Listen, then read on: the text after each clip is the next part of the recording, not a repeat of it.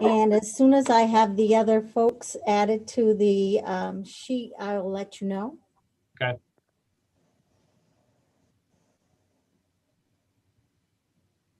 We all set? We are live. Okay. Good morning, everyone. Sorry about the glitches. We're all learning this together. This is our second go, actually, with a meet and greet. Our original one, or the other one we had the other day, was with the department, and it was in the format of a Zoom meeting. This one is a webinar format, and this is the way we're going to have our public hearings. So this is why we wanted to do this way today, so we can kind of get the glitches worked out. So welcome to all you guinea pigs out there to work with us today to help us get through this. I think we did tell you could have up to 5 minutes, but I will tell you we have over 40 people on the list. And I'm just going to go down the list as people had basically signed up. And I will read them off 3 at a time, and you will be let in 3 at a time when we get ready to start. So we'll be able to see you at that point in time. Right now, we cannot see you. We just have the list of your names. And I would recommend or remind the committee to raise your hand if you do have a question of any of the folks that are presenting. So with that, I think we'll get started, and we will go ahead and introduce ourselves, and I'll start with Representative O'Neill. And please keep your mics muted until you're called upon. Thanks. Thank you, Mr. Chair. Good morning. My name is Maggie O'Neill, and I am here representing Saco. Representative Underwood.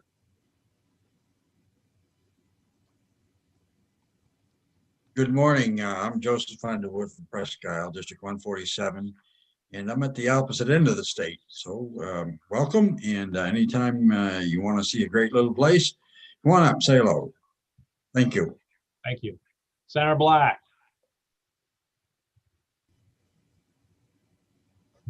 Good morning. Senator Black, representing Senate District 17, which is all of Franklin County and 4 towns in Kennebec. Representative Osher. Good morning. I'm Lori Osher. I'm representing most of Orono District 123. Good to see everyone today. Representative Landry. Good morning, Scott Landry, Farmington, New Sharon, District 113. Good morning. Good morning. Representative Schofield. Good morning. My name's Tom Schofield, and I represent House District 112. I live in the great little town of Weld, Maine, up here in Franklin County, and I represent towns in Franklin and Somerset counties. Representative Bernard.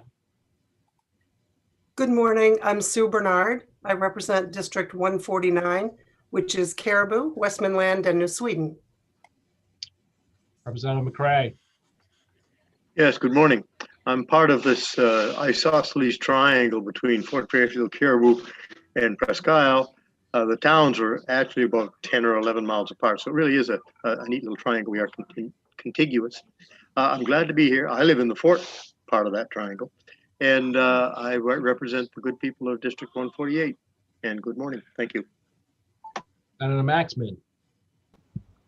Hi there, I'm Chloe Maxman. I represent Senate District 13, which is all of Lincoln County except for Dresden, plus Washington and Windsor. And Representative Fluker. Hey, I'm Bill Pluker. I'm from House District 95, which is Warren, Hope, Appleton, and Party Union. Thanks so much. Thank you, everyone. I think that's all the committee members that we have here at the moment. And just to let people know, it's just like any of our committees that you've been at before. People will be in and out. Committee members, we have a couple of actually hearings today on the budget. So both the ACF committee and the IFW committee has their budget hearings today, and there are some joint members here that may flip back and forth. So you'll see some of us disappear at times to go to other places. The only other thing that I would mention, my house chair and I have the dubious honor of being the background police. And what we have to do in that is, as someone comes up to present, we have to make sure that everything is, within reason and what we can see. So if you have a big poster, as I said the other day, of Senator Black in the background, I may ask you to reposition your camera so we can't see Senator Black on your with you. Or if you're wearing a T-shirt or something that is, unfortunately, we deem inappropriate, we may ask you to adjust your camera so that we can't see that, or we may have to shut off your video while you present, or have you come back later after you have repositioned things. But I just thought I would tell you that up front. We'll try to be as diligent as possible to see things, and also, of course, as lenient as possible.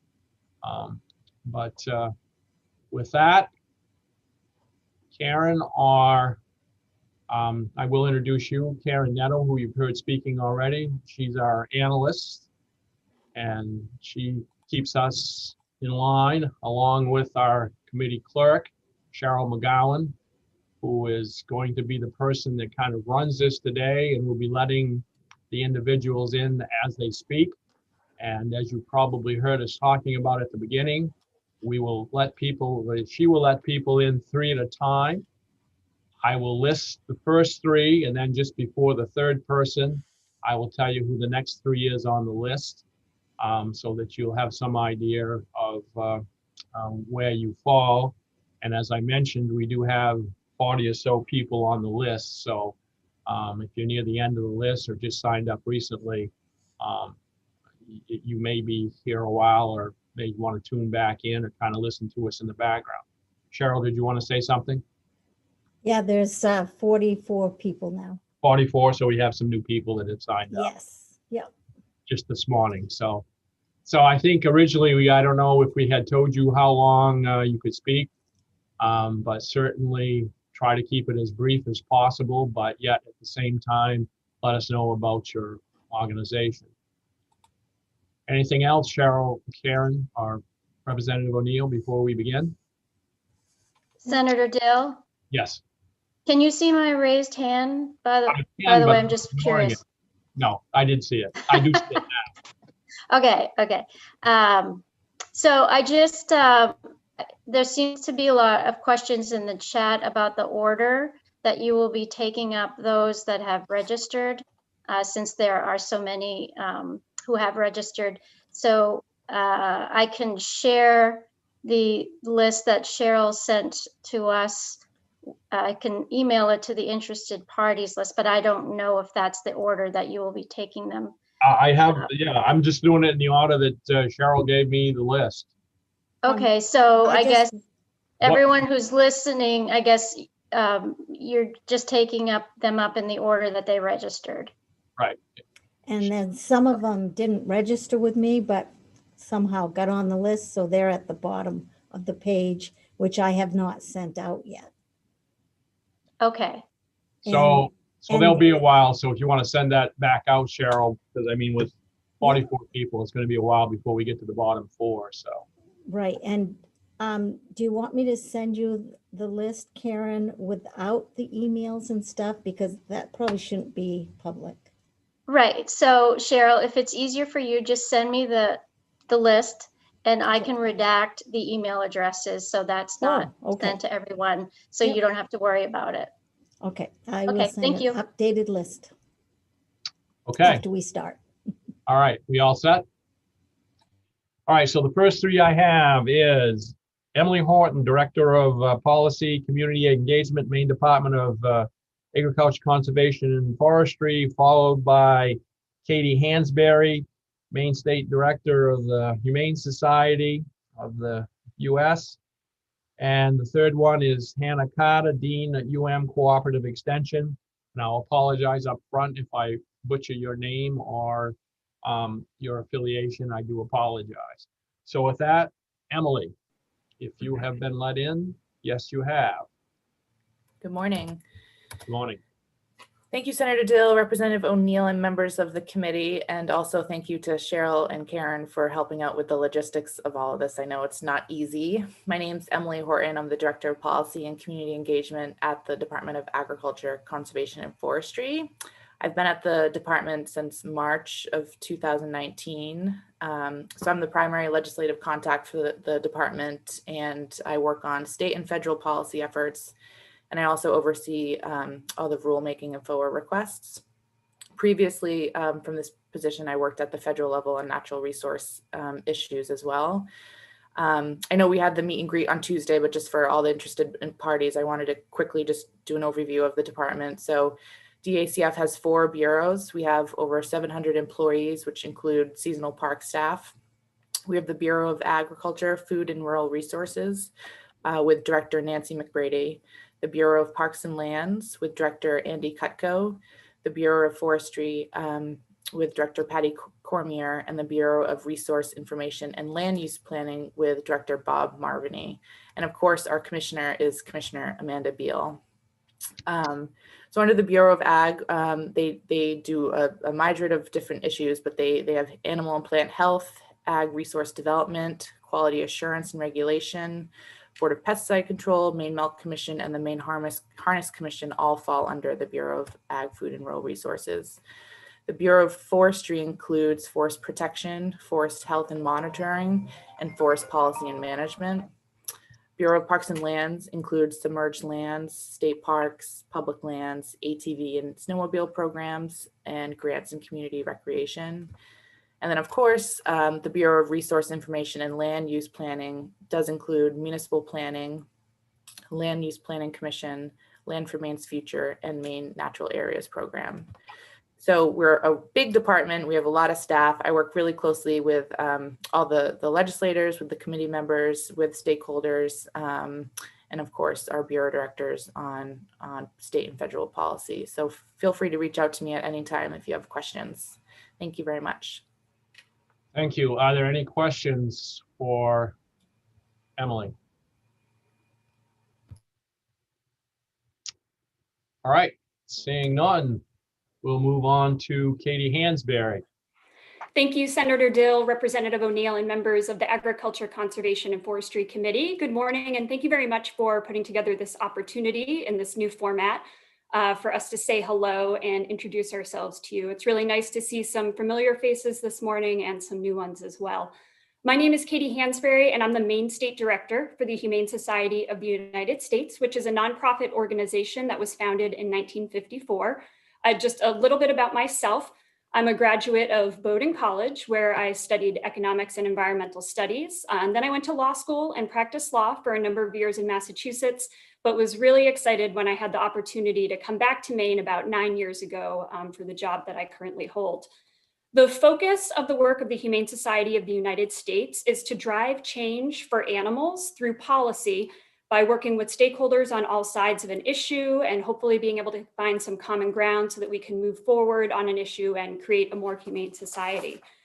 I work with advocates all across the state on policy matters at the local, state, and federal level. I also work with lots of other animal welfare organizations across the state and in the region, including the Maine Federation of Humane Societies and the New England Federation of Humane Societies. And both of those organizations I currently serve on the board of directors. I also work very closely with our state agencies. An example for agriculture, conservation, and forestry, I worked really closely with the animal welfare program and the state's animal shelters, as well as our county animal response teams to help care for a large number of collies and some Dobermans that were seized and had to be cared for at an emergency shelter in a large-scale cruelty case. I'm also a member of the state's rabies working group, and I'm hopefully going to be having the opportunity to go back and attend Animal Welfare Advisory Council meetings in the near future. We're just we're waiting on vacancies to still be filled for that council, which hopefully will happen soon. As for issues that bring me before this committee, they include strengthening and improving the enforcement of our animal cruelty laws, issues impacting animal shelters and rescues, funding for spay-neuter funding, and prohibiting the extreme confinement of animals raised for food. Those are just a couple of examples. So thank you again for this opportunity. If I can ever be a resource for you or issues or questions that come up for your constituents, please don't hesitate to reach out, and I'm looking forward to working with you this session. Thank you. Are there any questions for Katie? All right, seeing none, we'll move on to our next speaker, which will be Dean Hannah Carter. But before I do, I will list the next three panelists, which will be Emily Roderick, Melanie Stern from Natural Resources Council, and Don Flannery, Executive Director of the Maine Potato Board. The question for the clerk, has Emily Roderick, I don't see her on my list of attendees. Cheryl, has she? Right, I don't have, she hasn't, she is on here, but she's not on my list of attendees, so Okay. she must not have registered. All right, so then the next three after Hannah will be Melanie Sturm, Don Flannery, and Elizabeth Frazier from Scott's Miracle Grow. So, Dr. Carter. Good morning. Good morning, Senator Dill, Representative O'Neill, and distinguished members of this Joint Standing Committee on Agriculture, Conservation, and Forestry. My name is Hannah Carter. I am Dean of the University of Maine Cooperative Extension. I think more importantly, I love the introductions. I am also a native of Aroostook County and the product of our extension system through my early years in the 4-H program. I appreciate the opportunity to meet with you all today to share the importance of humane extension to the state and how we can be a resource to you and your work on this committee. While many of you may be familiar with the vital role that extension plays in Maine agriculture and in other areas, for those that are not, Humane Cooperative Extension is the service or outreach arm of the University of Maine, which is our state's land-grant university. Land grants were funded over 100 years ago with a threefold primary mission that still stands and is really relevant today: education to the citizens of the state, research, and public service. You'll be hearing more about UMaine's research component from my colleague Mark Hutton later this morning. UMaine's Extension's budget is supported by local, state, and federal governments. Here in Maine, we have 16 county offices and 4 4-H camps and learning centers, and have been putting university research to work in homes, businesses, farms, and communities in every municipality that you represent. While our primary mode of conducting our extension programs has always been in-person delivery, certainly COVID-19 caused us to also pivot how we deliver our programs and services. We too have moved most of our things online and had to develop new protocols for providing the vital services that we offer to the people of the state. Because of our connections and relationships within all of our counties, we were immediately able to address some needs caused by COVID-19. Many of you probably have heard of our leadership in partnering with a cheesemaker from Waldoboro to create a centralized online Maine farms and seafood directory so consumers could find local farms and producers to buy directly from while adhering to social distancing requirements. To date, over 466 farms are participating from all corners of Maine, and the directory has been viewed over 1 million times. We are also proud to have played a supporting role last summer within the Department of Agriculture, Conservation, and Forestry's fast tracking of the 3 custom butchers to come under temporary meat processing inspection. Our food safety faculty have provided assistance in food safety plan coordination and review for this process and for many of the other businesses here in the state. We partner with the department a great deal and have looked for more ways to collaborate to meet the needs of the agricultural industry in Maine. During the first few months of the pandemic, we also hosted weekly farmer Zoom calls that allowed farmers to connect with one another and key policymakers such as yourselves to understand what was happening across the state and to share experiences. Throughout the summer, we also tried to host virtual field days, continue to respond to questions, and provide the services that are important. Our plant and disease and pest labs developed protocols to virtually identify pests and diseases in farms and gardens, and our tick testing lab identified more ticks than ever and identified them earlier because everybody going outdoors early last year. While my comments have been focused on the response to COVID, they also help paint a bigger picture about the economic impact of our heritage industries and potential for growth. Extension and UMaine is proud to be a central resource to support that growth, and our involvement in the development of the governor's 10-year economic development strategy and the continued work of the Economic Recovery Committee that operated the last year reflect that. You'll be hearing from Rob Dumas later with the University of Maine's food pilot plant about the exciting innovations there to add value to Maine products, create jobs, and the opportunity to really sustain our rural regions. The pilot plant provides a taste of the incredible potential if we build talent and infrastructure on our campuses that will then aid community to directly support our food and ag-based businesses and industries. We are working closely with other UMaine units also to examine the Maine Won't Wait, the climate action plan that was released last fall, and how we can be a part of the solution and recommendations that were outlined in that plan. With our geographic reach across the state and our focus on educational programs, we believe that we will play an important role in climate education. My comments this morning only capture a fraction of Extension's effort to respond to the pandemic and the needs of the state, and a fraction of how we do that. I invite you to Google UMaine Cooperative Extension if you'd like to see other ways in which we have connected with our communities and learn more about Extension's reach across the state. And we would not be here if it weren't for the investment of the people of the state of Maine and the work that you all do. Thank you for your support now and in the future. We look forward to being a resource to the work of this committee and welcome the opportunity to provide information, answer questions, and do whatever we can for you, for the people, for the communities, and the industries that you all represent. Thank you so much for the time this morning. Thank you. Are there any questions for Hannah?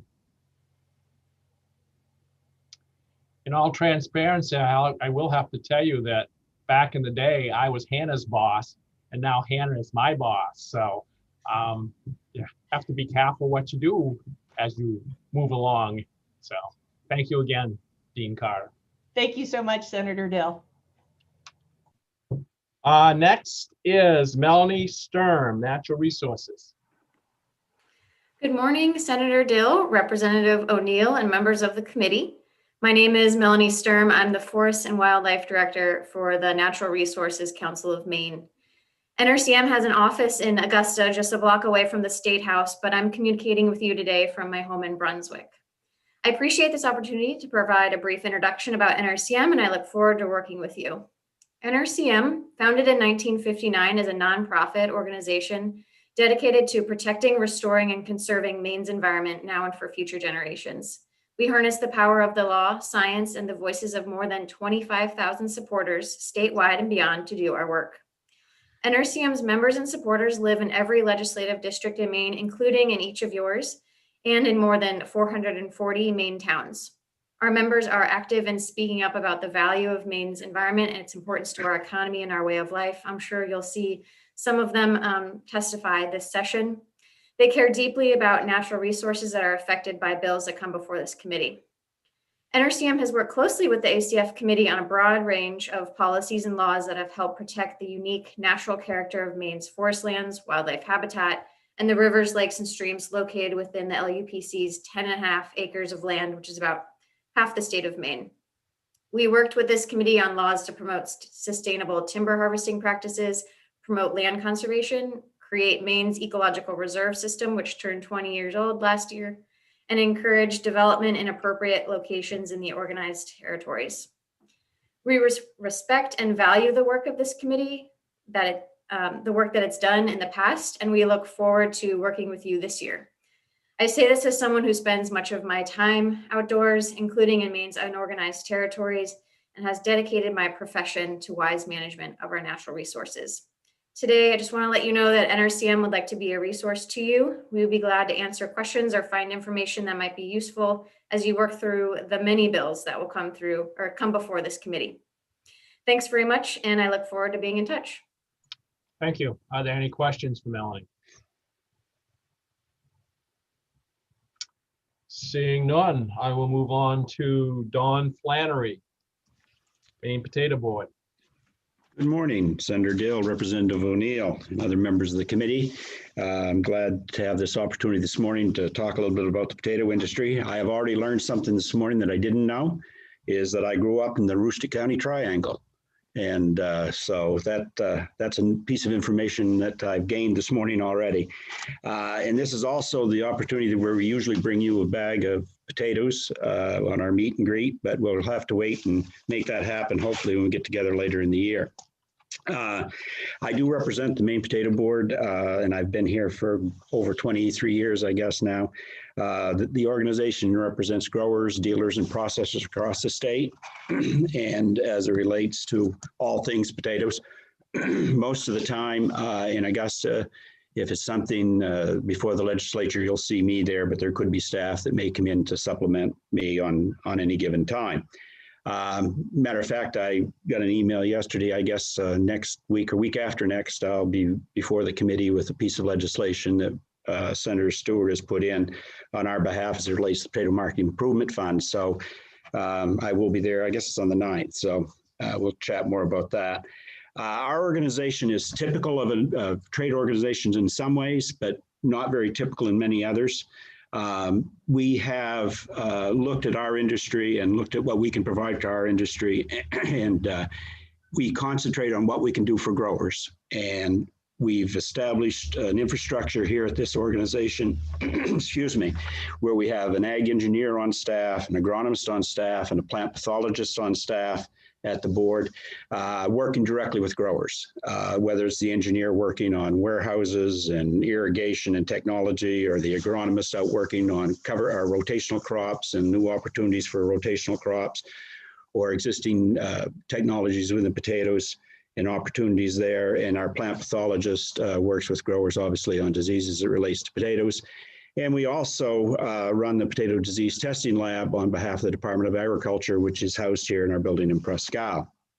And back about 10 years ago, the legislature saw a great opportunity to let us have operation and oversight of the early generation seed farm, which is in Masardis, which provides probably a little over 85% of all the potatoes implanted in Maine. Got their start there in our tissue culture lab, in our greenhouse facilities there, in field production. So we're a little different than some other organizations. We're very different than other potato organizations across the country as to the things we undertake and what we do. So that's a little bit about our organization. A little recap on the industry. Our industry relatively is stable as far as acres go. We have plateaued around 50,000 acres in Maine, which are grown from Fort Kent to Fryeburg, out in Bethel in that area, and into central Maine, into the Newport Corinne area. That acres is relatively stable. You'll see it go up 1,000, down 1,000 any given year, and that's basically relates to contract volume. 2020 was a very challenging year for our industry. We did make through the COVID situation somewhat unscathed, but it was a little worrisome at times. But the biggest challenge we had in 2020 is dry conditions and the drought. You look at the USDA numbers, and USDA says our crop was down by 25%, and I think they're being a little generous there. I think some growers saw a far greater decrease than that. Looking forward into 2021, we hope that we'll have more moisture than we did in 2020, and we're working towards hoping for that really hard. But I think you'll see some uptick in potato acres in Maine, just because of some of that contract volume coming back. I would expect 1,000, 1,500 acre increase. We're also in discussions and working with DEP, the Maine Department of Ag, federally with NRCS, at looking at irrigation. We've been working on irrigation in the potato industry for a long while. And I think one of the things that we've got to work on, as well as agriculture in this state, and the discussions we've had with those partners, has been a way to establish a sustainable source of water when we need it. We have a lot of water in Maine. We've got to figure out a way to capture that excess water that we've got in May and June, April, May, and June, contain it and hold it until we need it in August and September. So those are a few things we're working on, a few things that come down the road. if you look at the impact of the potato industry, we're looking at direct jobs, over 2,700 jobs, and, tax revenue to the state of Maine. If you'd look at that, it's over $33 million. So I look forward to working with the committee. I look forward to seeing you in a couple of weeks and would gladly answer any questions you may have. Are there any questions for Dawn? Representative Schofield, do you have a question? Unmute yourself, please. Thank you. I had to find the button. Dawn, just curious, is potato a side dish? Just wondering that. I've noticed it in Idaho, it's not a side dish anymore. Those are pretty clever ads the Idaho potato folks have put out there. And I was just wondering if you had a quick comment about that. Thank you, Dawn. Yeah, great question. Their new ad campaign says the potatoes aren't a side dish. And one thing about Idaho, if we had their money to advertise, we could do a lot of things too, but they do spend a lot of money on promotional advertising. I think they make a great point in their ad. And if anybody has been to the Eastern States Exhibition, the Big E, where we have our potato booth, you'll see people go through there and they don't look at our potatoes as a side dish either. Those are a meal by the time they get them loaded up. And I think it's a way of looking at potatoes. Potatoes can be more than a side dish, obviously, and potatoes are as healthy. It's what you put on them that sometimes is a questionable, but it's a great ad campaign and a good story. Thank you. Representative McCray. Yes, just a comment. There are three of us here that have a definitive link, so it's another triangle. A couple of the people here, Representative Bernard and Don Flannery, I believe were classmates in my very first class some time ago. So just tie that together. Thank you. Thank you. Any other questions? Representative Underwood. Good morning. I'm just curious as to Mr. Flannery, where's that backdrop and what is the tonnage on the potatoes behind him in the backdrop? Thank you. That backdrop is in the Aroostook County Triangle. And the older gentleman in the picture is another member of the Aroostook County Triangle from Fort Fairfield. And those are his two grandkids who live in Orono. It was taken in about Caribou Fort Fairfield line. That storage is about half empty, and when it was full, it had about 60,000 hundredweight of potatoes, which would be, add 2 zeros to it, would be 6 million pounds.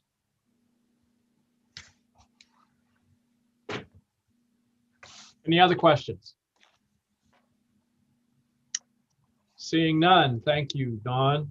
Thank you. Next will be Elizabeth Frazier, followed by Dana Duran from Professional Logging Contractors of Maine, Sebastian Bell from Maine Aquaculture Association, and Eliza Donahue, Maine Audubon. So with that, Elizabeth Frazier.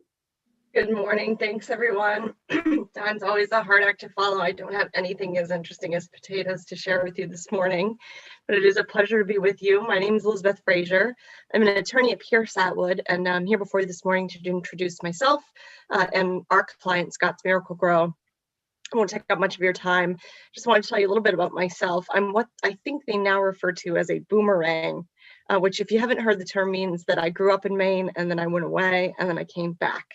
I went away for a few years after high school, went to college down in Connecticut, and then I spent actually about 4 years working for Shelley Pingree, congressman from our 1st district here in Maine, who, as you all know, is about to take a pretty significant lead role in federal interior and agricultural issues. So a little bit of a background there.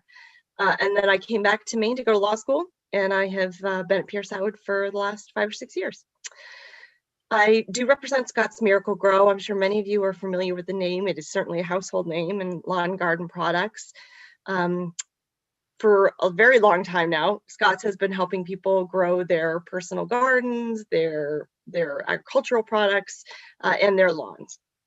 You may not be aware, and I think I've been before the committee before to speak about Scott's, but maybe did not mention this aspect of their business. They are very much engaged in the cannabis industry now. They merged just several years ago with a company called Hawthorne, and Hawthorne is a leader in the cannabis cultivation testing community, and so you may see me from time to time in front of the committee just interested on those issues, particularly from the grower and growing cultivation side of things.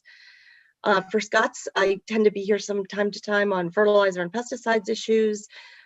They are also obviously always concerned with things that impact growers, so sort of monitoring a lot of what goes on in your committee. So you may hear from me from time to time. And then I did just want to say in closing, I think it's a little known fact that Scott's Miracle-Gro has a fertilizer plant here in Maine, in Medway. And I'd love to share more information with you about that anytime for anyone who's interested. It's a unique little plant up there in Medway making some really cool, very sophisticated fertilizer. So right here in Maine.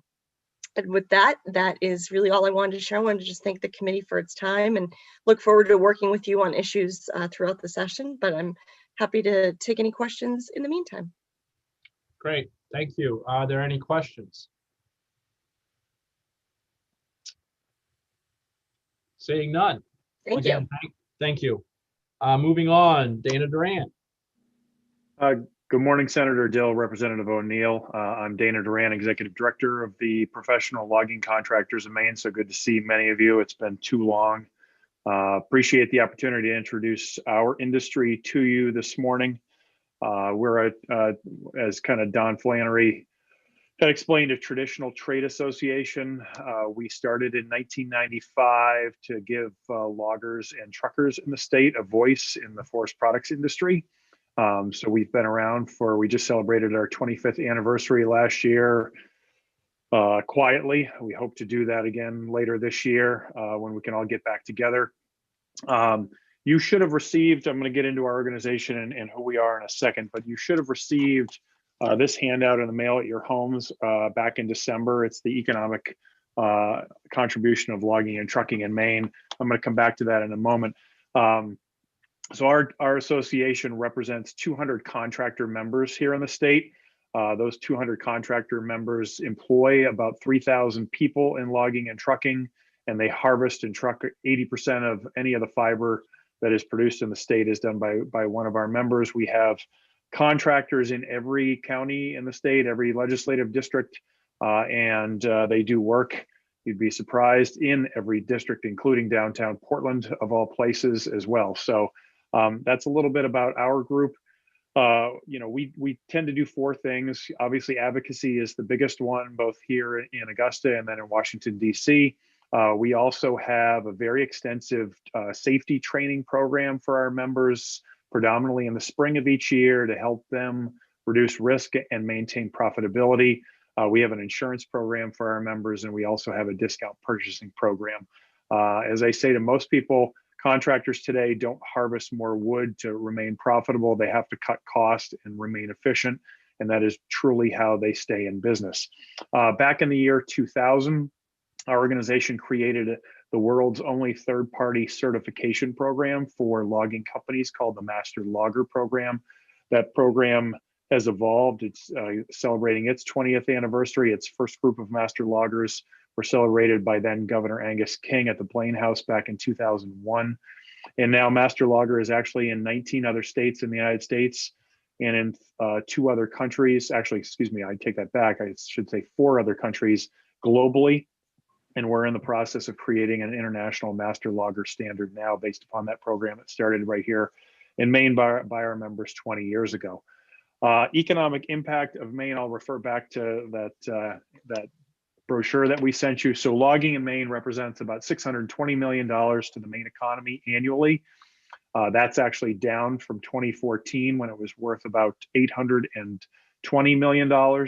And it has probably dropped even more because of the COVID-19 situation. I'll come back to that in a moment. Logging and trucking produce about 4,000 jobs directly and are responsible for the creation of an additional 5,000 jobs in the Maine economy. So over 9,000 jobs are created by logging and trucking annually. And we represent about 20% of the overall forest products economy in Maine is attributable directly to loggers and truckers. And obviously nothing would happen in forest products without a logger who harvests the wood and a trucker who brings it to the mill. Let me go to who we work with in the agriculture, forestry, and conservation department. So obviously we work very closely with Director Cormier and Commissioner Beal in the Bureau of Forestry, and then with Director Cutco at the Bureau of Parks and Lands. I would say probably 95% of all the wood that's harvested on the Bureau of Parks and Lands is done by one of our members, and we take great pride in the work that we do for the state of Maine and our relationship with both of those bureaus, and value very much the work they do on behalf of our folks, especially the rangers who are out in the field every single day. We've been very actively engaged in the Climate Council for Governor Mills. I've been asked to sit in on the governor announced 2 weeks ago the creation of a small lands forest carbon program. And so we will be active participants in that. And lastly, let me just close on the impact of COVID-19, which I'm sure you're all aware.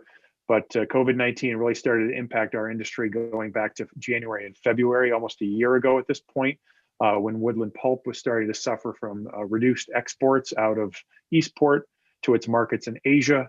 And it obviously has been a precipitous downhill spiral ever since then. Don't be fooled by the fact that there are a lot of folks doing home projects, and you may hear that building products have gone up exponentially. I can tell you that none of that has trickled down to the contractor in any way, shape, or form. And we are still mired in a very desperate situation with pulp and paper markets. We worked very actively with several members of this committee on federal aid package, and we were successful with our congressional delegation in getting $200 million put into the the COVID relief package that was passed by Congress at the end of December. And we're going to work closely with USDA federally to try to get some of that funding out to the logging community. That's a little bit about our organization and our industry. I'd invite any of you who have not been out to see one of our members or a harvest to please let me know. I'd be happy to take you out. We are still a socially distanced industry and take great pride in being in the woods and doing that work every single day. And I'll leave you with this and remind you that loggers are farmers too. Our crop is just a little bigger and takes a little longer to grow, but we are the farmers of the forest. So thank you very much. Appreciate your time, and I'd be happy to answer answer any of your questions. Thanks, Dana. Are there any questions?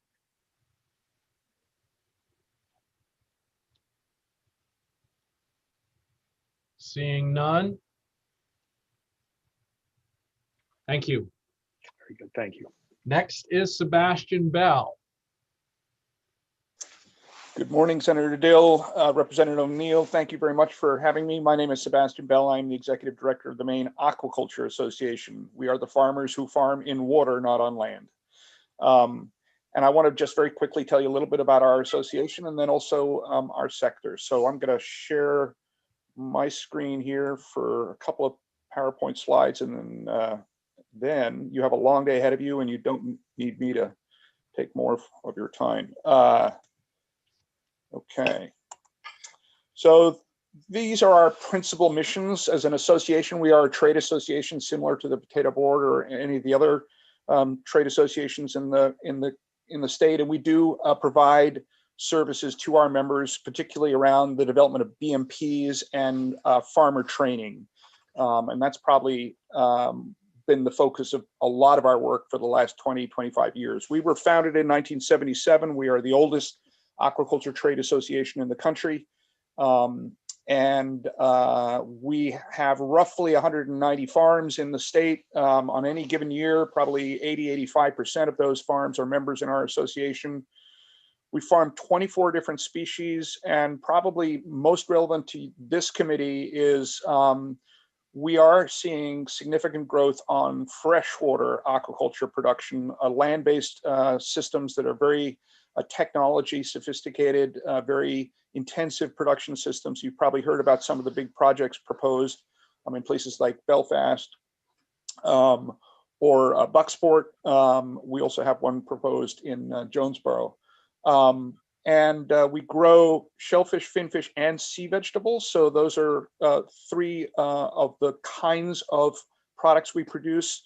Importantly, on the freshwater side of things, We grow bait fish and trout, and we are seeing, as I said, also an increased interest in growing some other freshwater species in the state.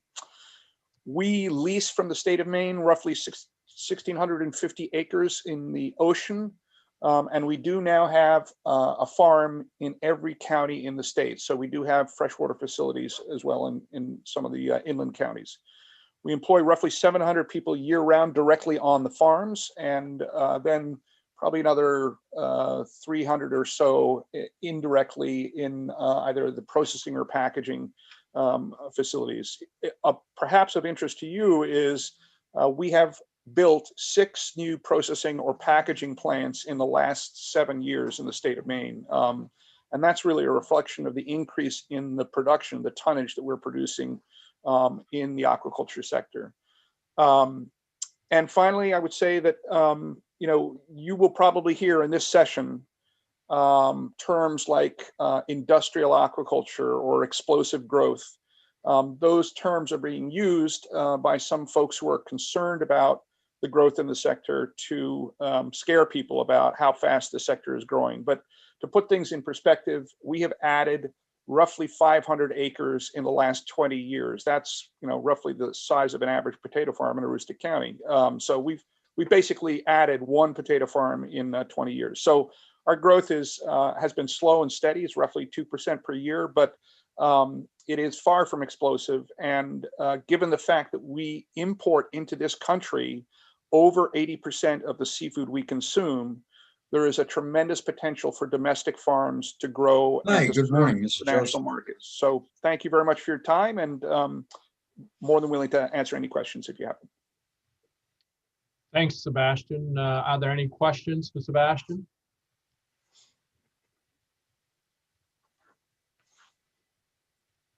Seeing none. Okay. Thank you, Sebastian. Next on our list is Eliza Donahue, followed by Beth Ahern from Maine Conservation Voters, Heather Spalding, Maine Organic Farmers and Gardeners Association, and Ellen Griswold from Maine Farmland Trust. So Eliza. Thank you, Chair Dell. Thanks, Chair O'Neill and members of the committee. It's a pleasure to see you all this morning. Please forgive my voice. I've got a bit of a cold. My name's Eliza Donahue. I am Director of Advocacy and Staff Attorney for Maine Audubon. Maine Audubon's a Maine-based wildlife conservation nonprofit organization. We fulfill our mission to conserve Maine's wildlife and wildlife habitat by engaging folks of all ages in our mission, through a science-based approach to education, to conservation, and to the work I do, which is advocacy. Some of the examples of the work of Maine Audubon includes hands-on experiential nature programs from kids all the way up to adults. We serve about 8,000 students a year. We also promote a lot of public awareness about lake ecology issues through our annual statewide loon count, along with a lot of other citizen science projects. We also work closely with U.S. Fish and Wildlife Service and the Department of Inland Fisheries and Wildlife, monitoring and managing the breeding habitat for endangered piping plovers and least terns. Those are shorebirds found in Maine. And then advocacy work. Primarily, we advocate for wildlife and wildlife habitat conservation topics at the state level. I do a little federal work as well. I think something else that is a particular interest to this committee is Maine Audubon's Forestry for Maine's Birds program. Through this program, we work directly with landowners, foresters, loggers to manage forests to improve habitat for forest birds and other species. We've engaged, hundreds of landowners, foresters, et cetera, to date, and it's a really, really interesting program. And we bring a lot of that experience to the work we do before your committee. So Maine Audubon's been around for a while. We're really proud to be the state's oldest and largest wildlife conservation organization. Our roots go way back to the late 1800s with the Portland Society of Natural History. we are really spread out around the state. We own 8 wildlife sanctuaries from as far north as Elliottsville Plantation down to Cape Elizabeth. We've got about 10,000 members, maybe about 30 staff members, lots of volunteers, and we serve about 50,000 people annually. I hang around the State House, or I used to hang out around the State House a lot. Now I'll just be on Zoom with all you all. In addition to this committee, I'm often in front of IF&W, in front of the Energy, Utilities, and Technology Committee, and of course the Environment and Natural Resources Committee. You know, again, we're really committed to our science-based approach to conserving wildlife and habitat. I'm a part of a team that includes several biologists and wildlife ecologists, and our positions on particular bills and other policy matters are really based on their expertise in their respective fields. A few things that we anticipate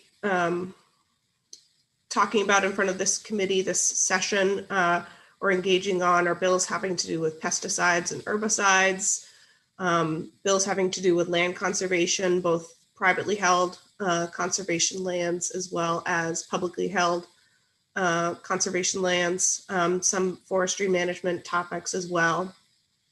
But outside of the jurisdiction of this committee, you know, we are have been and continue to be very actively engaged in the work of the Maine Climate Council and implementing the Maine's Climate Action Plan. You know, our focus in that work is understanding how to confront and mitigate the impacts of climate change to, again, wildlife and habitat. You know, we are really focusing our efforts in that realm to increasing land use planning capacity and specificity across the state so that wildlife can adapt to our changing climate. We're focused on conserving high value habitat, you know, maintaining biodiversity. But then we're also been doing a lot of work over the past couple of years on balancing the real need to build out renewable energy infrastructure, you know, against the impacts from that large scale development to wildlife, you know, not just solar, but associated transmission. And we're also doing a lot of work related to offshore wind. I don't think there's I welcome folks. I guess there is a chat function, but I can't type and speak at the same time. What I was going to say is please reach out to me over my cell phone number, which I'll pass along in something or another to the committee, or over email. I'm really happy to be a resource, and am happy to see some old faces and some new faces as well on the committee. So thanks again for the opportunity to introduce myself. Thank you. Are there any questions? Seeing none. Again, thank you. One of the things that I would say about the chat issue, this is a perfect example when Eliza said that she wanted to put her address or email in there. This is basically just for technical type of things. If you want a general chat, please don't use the chat function, or you can reach out to an individual without sending it to everybody. But if you're going to send things to everybody, it should be something of a technical nature. Again, thank you. And we'll move on to Beth. Good morning. And we lost Beth, or at least I did. Everybody, I see some other heads nodding.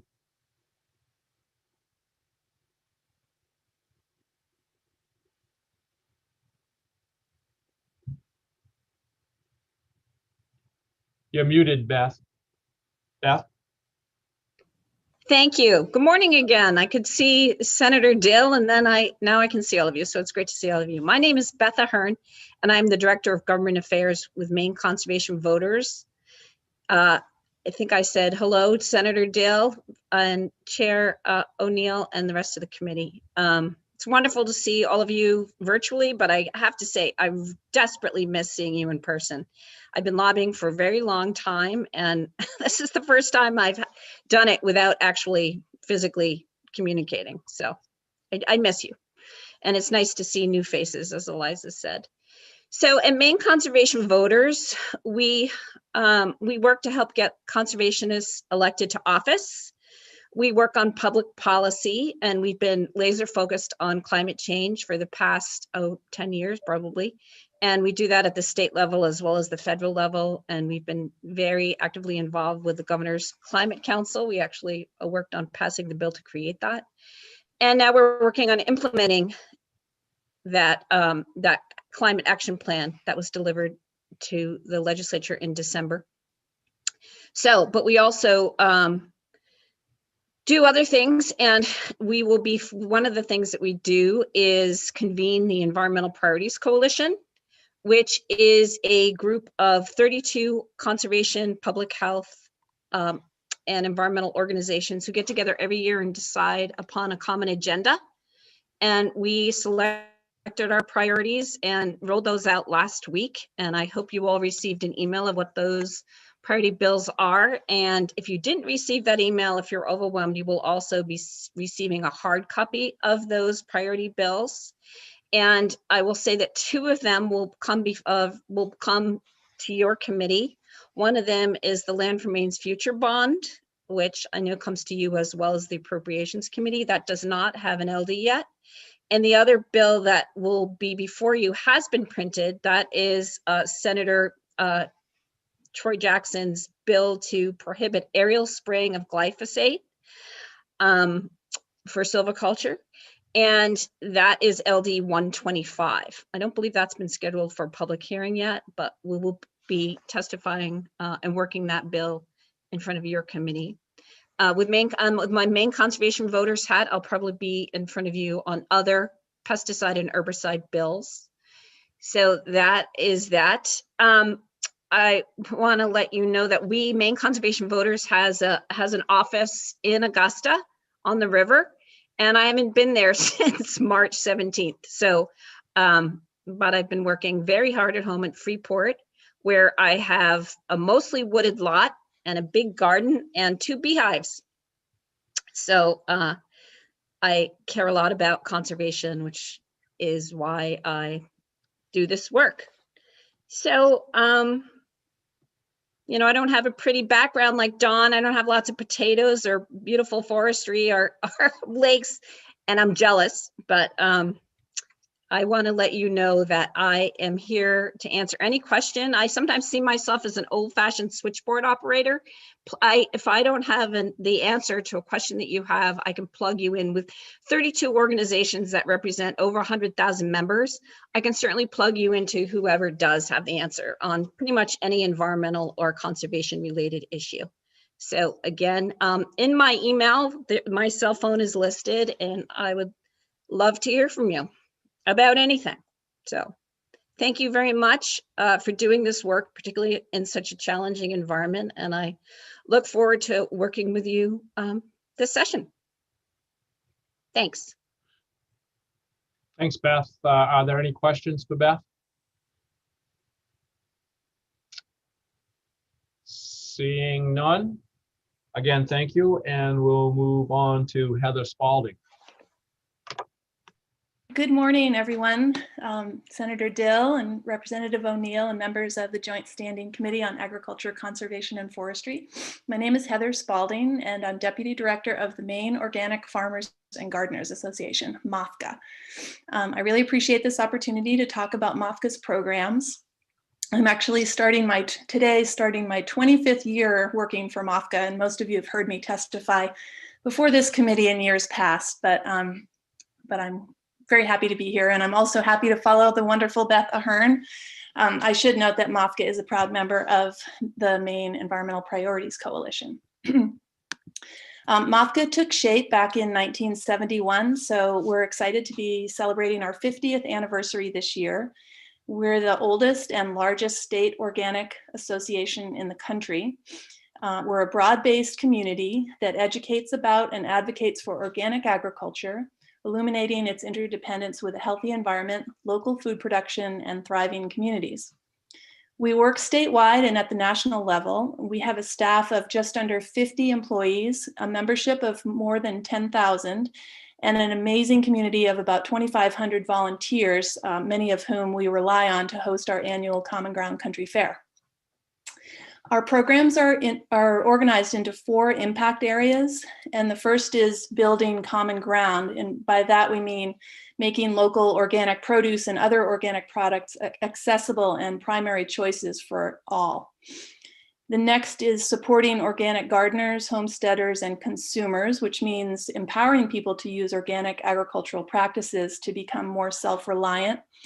We host dozens of educational events throughout the year, including our beloved Common Ground Country Fair. And we also offer training through our low impact forestry program and our flourishing Maine Heritage Orchard, with hundreds of heirloom fruit trees that we have established on a reclaimed gravel pit in Unity. So come and check it out. Next impact area is increasing our organic farming and production. And our staff continues to provide resources to navigate the challenges of COVID-19 for our farm community. And while we remain focused on our longer term goals, so we hope to, by the year 2030, increase the number of certified organic growers from 550 to 750, and the amount of organically managed land from 7% to 10% of the state's agricultural land. We offer an introductory farm apprenticeship program and a beginning farmer training programs through our 2-year Journey Person program and a farm resilience program for farmers who are about 5 to 10 years into their experiences, and also when they're statistically most likely to experience business failure. MAFCA Certification Services, or MCS, is our USDA accredited organic certification program. And we also administer the Certified Clean Cannabis program for medicinal and adult cannabis use in Maine. MCS certifies more than 70,000 acres of farmland in Maine, representing more than $60 million in organic farm product sales. And we recognize that these operations are run by Maine business people for whom economic health and environmental health are interdependent.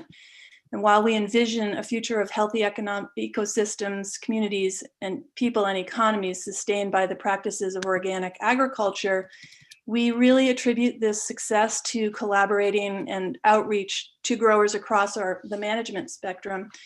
We're members of the Agricultural Council of Maine, and while we don't always agree on all policy measures, we do recognize and wholeheartedly agree that farmers must be financially successful if we're going to have a healthy Maine agriculture. So the 4th impact area is promoting the environmental and health benefits of local organic, and that's where our policy work comes in. So we've organized our policy platform into 6 themes: climate and energy, farm viability, human health and environment, organic integrity, organic research and education, and social justice and equity. And so in this legislative session, we're going to be focusing on establishing a Maine Healthy Soils program, and that's with the leadership of Senator Stacey Brenner. And we hope you'll all join as co-sponsors of this legislation, which is going to promote and expand the use of healthy soils best practices for farmers and farmland owners. We're also very committed to farmland protection and the land for Maine's future. We are concerned about farm viability, of course, and we want to support Representative Rachel Talbot Ross's bill to strengthen the state's agriculture, food, and forestry economy. And we'll also be picking up where we left off with a bunch of the pesticides initiatives, including Senator Jackson's efforts to eliminate the practice of aerially spraying herbicides for forestry management, limiting the use of neonicotinoid pesticides, restricting the use of pesticides with a special attention to glyphosate near schools and daycares, eliminating the use of chlorpyrifos, and working to facilitate collection of pesticide use data and pesticide spray notification. There's a lot more, but I really am looking forward to working with you. So thank you very much for your time. Thanks, Heather. Any questions for Heather?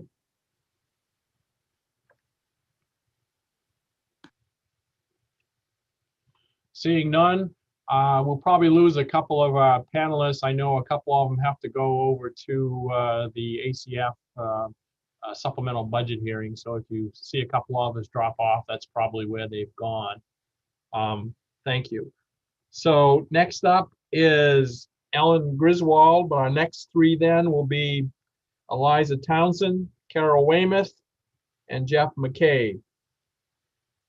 So with that, I will go back to Ellen. Great, thank you. Good morning, Senator Dill, Representative O'Neill, and members of the Joint Standing Committee on Agriculture, Conservation, and Forestry.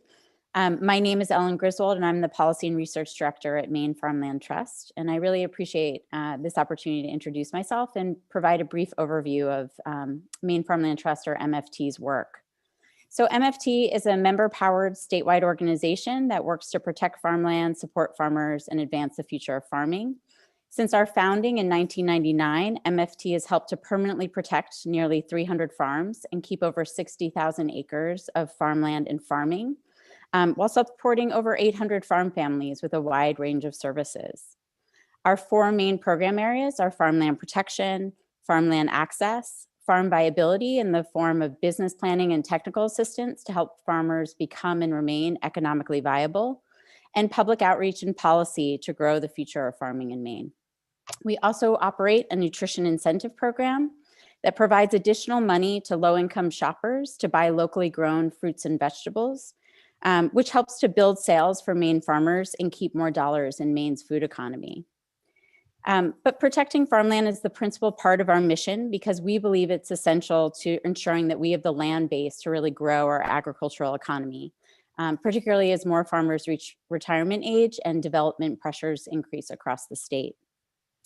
Protecting land is also a key natural climate solution by avoiding the greater emissions associated with developed land, by providing the land base to grow our local and regional food economy and create greater food security for the state, and by preserving the climate benefits that can result from farmers using climate smart practices on the land.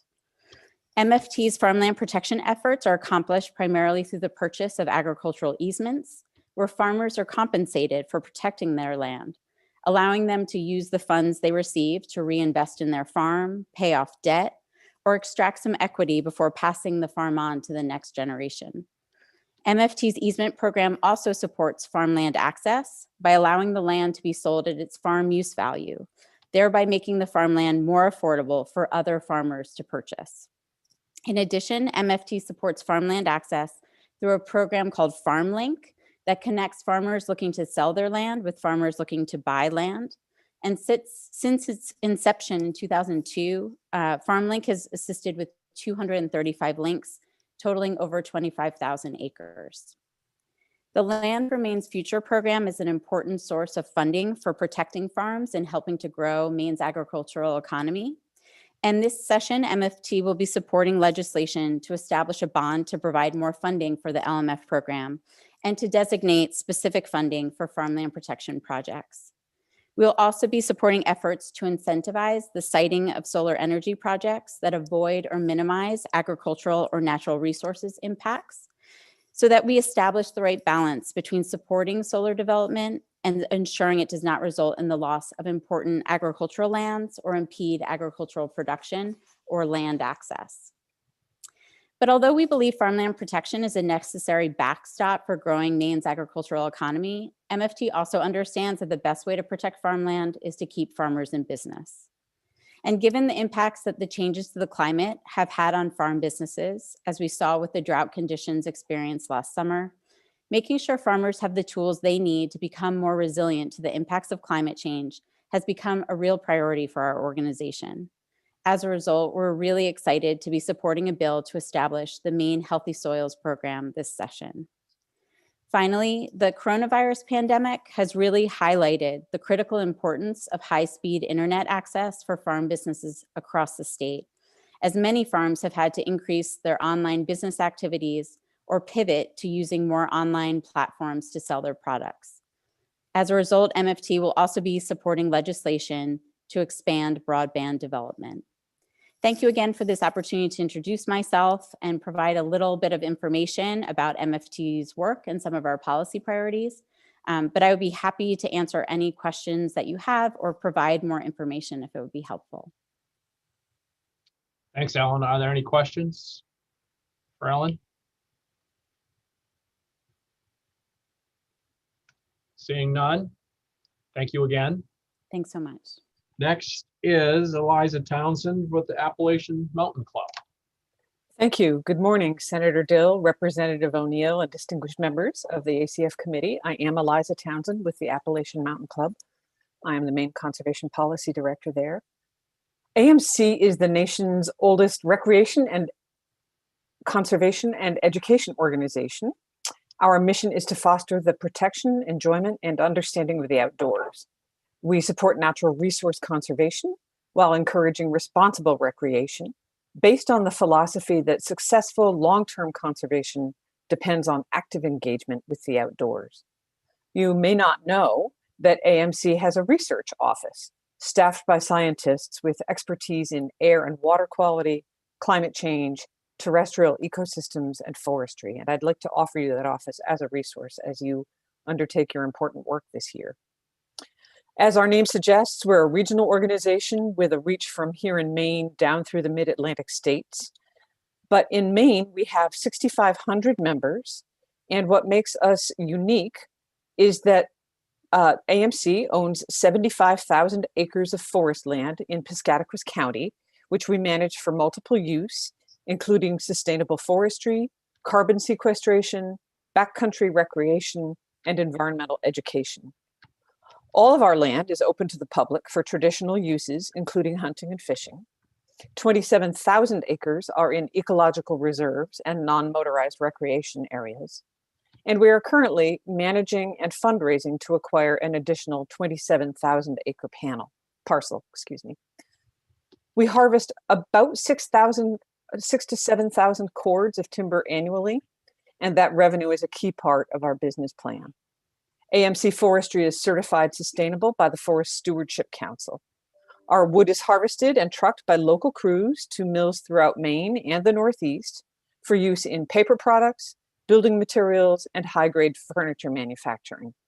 You may have seen the really nice article featuring contractors, W.W. London Woodlot Management, in Mr. Doran's publication, The Lawyer's Voice. If you haven't seen it, we'd love to share it with you. AMC has completed 2 verified carbon offset projects, and we have a 3rd in progress, which together total about 50,000 acres of our Maine forest holdings. The current project encompasses our actively managed lands and is totally compatible with our long-term timber management and harvest goals.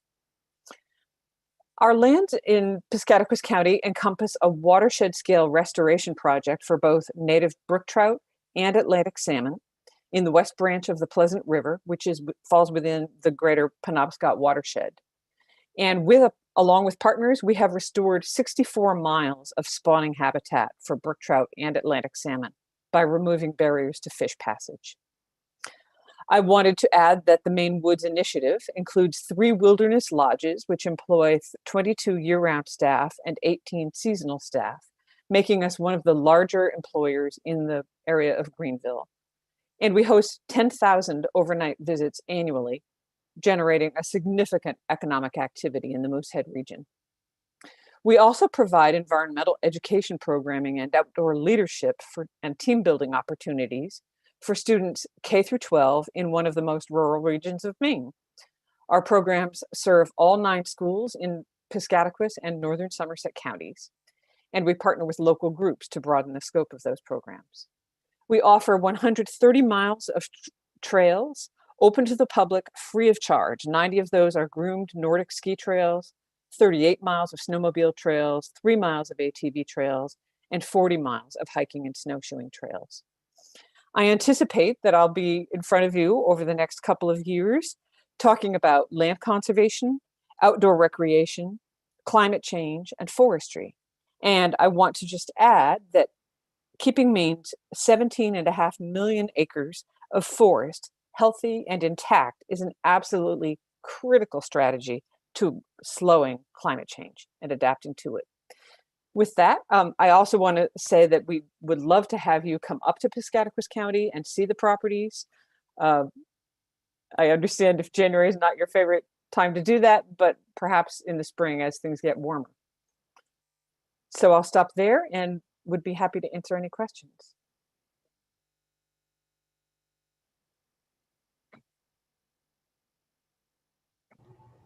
Are there any questions? Seeing none, thank you. Thank you.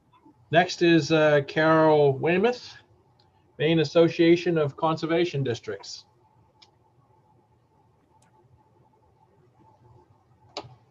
Hi. Morning. Good morning. Senator Dill, Representative O'Neill, and members of the Committee on Agriculture, Conservation, and Forestry. Oh, start my video, it says. Okay. There I am. I hope my background's okay. You can see the picture of Mom and Dad. I'm Carol Weymouth, Executive Director of the Maine Association of Conservation Districts. I'm so excited to reconnect with you after to offer an update on the 16 soil and water conservation districts in our state. A quick reminder about our history. The soil and water conservation districts were nationally established in the Dust Bowl era of the 1930s as a response to the ravages of improper land use.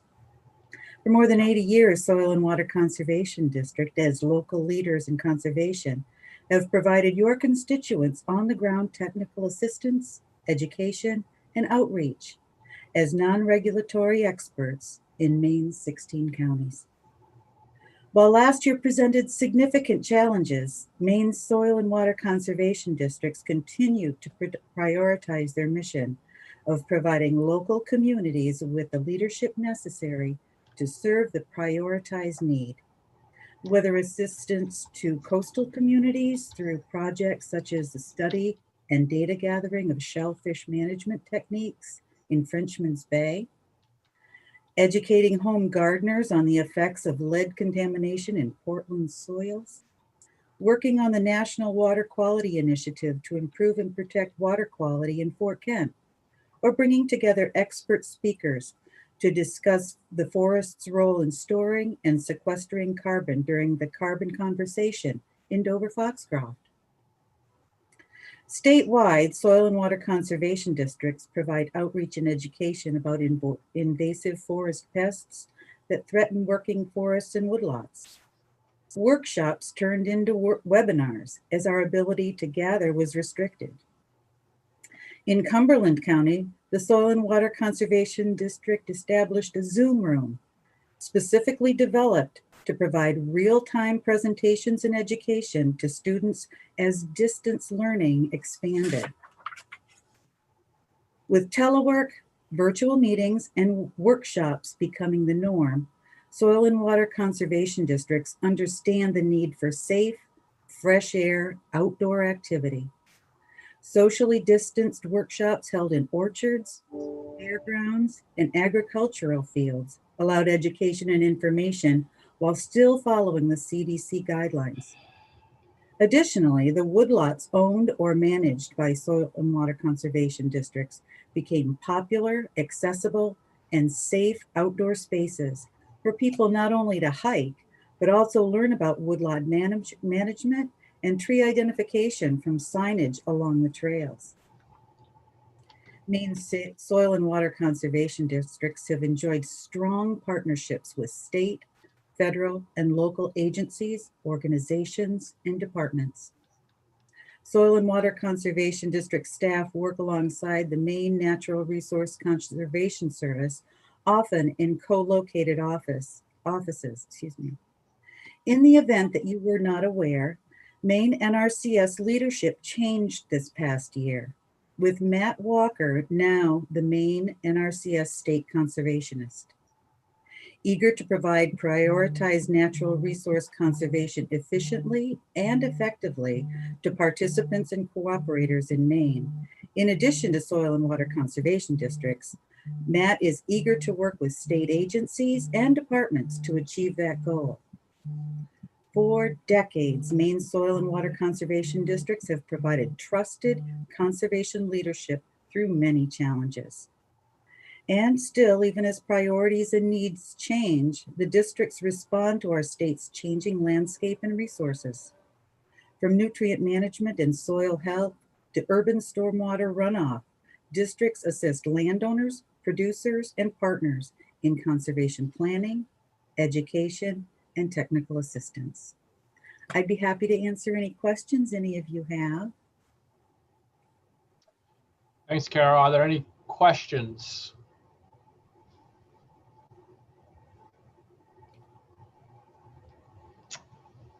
Seeing none, again, thank you. And we'll move on to Jeff McCabe. And then the next three up is, I believe, Tony Buxton is not going to be on. So the next three I have is Eben. I'm not even going to try to pronounce your last name because I know I'll butcher it. Director of Baxter State Park, Bill Gillespie, Maine Fire Chiefs, and Julianne Smith, Maine Farm Bureau. So Jeff McCabe. Good morning, folks. Chair Dill, Chair O'Neill, members of the Ag Conservation and Forestry Committee. My name is Jeff McCabe. I serve as the Political and Legislative Director for Maine Service Employees Association, but probably most importantly, I am a former member of your committee. So I would say watch your mail, because I will be honoring the tradition that when a former member presents to the committee that they owe you some sort of I would say recognition in the form of typically food. So we'll have to continue with that tradition. We'll probably do something that's a little bit, shipping hardy and non-perishable, but really a great opportunity to be here this morning. I appreciate you all working through these, technical adventures these days, but I have the privilege of serving the folks from the Maine Service Employees Association. We are a member-run union representing 12,000 plus workers here in the state of Maine. This is an organization that is growing. 2020 was a very challenging year for our members, but we actually did see growth in some new units. But for this committee, I just will flag that we represent folks in all three branches of government. We represent folks at Maine Maritime, the community college system, Maine Turnpike, and a number of smaller units around the state. Also, in the interest of full disclosure, I did want to thank Senator Black and Representative Landry for allowing me to come to their district last night and enjoy the conditions at Titcomb Mountain. I did spend money at Uno Mas and did some tailgating outside because they are only open for takeout. So appreciate that opportunity as well. I've always appreciated the work of this committee. It's work that's done outside the noise of partisanship, outside the influence of leadership. And I have seen this committee in the last few years really prioritize the essential workforce that the agencies that you oversee employ and activate in needs of numerous needs of the citizens of Maine. And I really appreciate sort of the focus on those essential workers, both health, safety, and also identifying their needs and trying to prioritize those in the legislative process. I think that so much to celebrate over the last year in these trying times. The folks that work in the different agencies have been essential workers. State parks and elsewhere have just seen huge demands on that workforce. And I look forward to the discussions that this committee will be having around addressing, issues around wages, safety, making investments into our park system, but also investing in that human capital and looking at addressing needs of safety concerns and others. I think of the great things that I did when I was on the Ag Conservation Forestry Committee, and I was thinking back to the early days of preventing the sale of a Forest Service helicopter, limiting the transportation of firewood here in the state of Maine, and also working on such things as the reforms to the LUPC, formerly known as LURC. So as always, I'm happy to be a resource for the committee. You know how to reach me, and I will give Representative Schofield a little bit of warning. I will be reaching out to him because I know he has some issues that we are very interested in talking to him about as well. So happy to take any questions. Thanks, Jeff. Are there any questions for Jeff?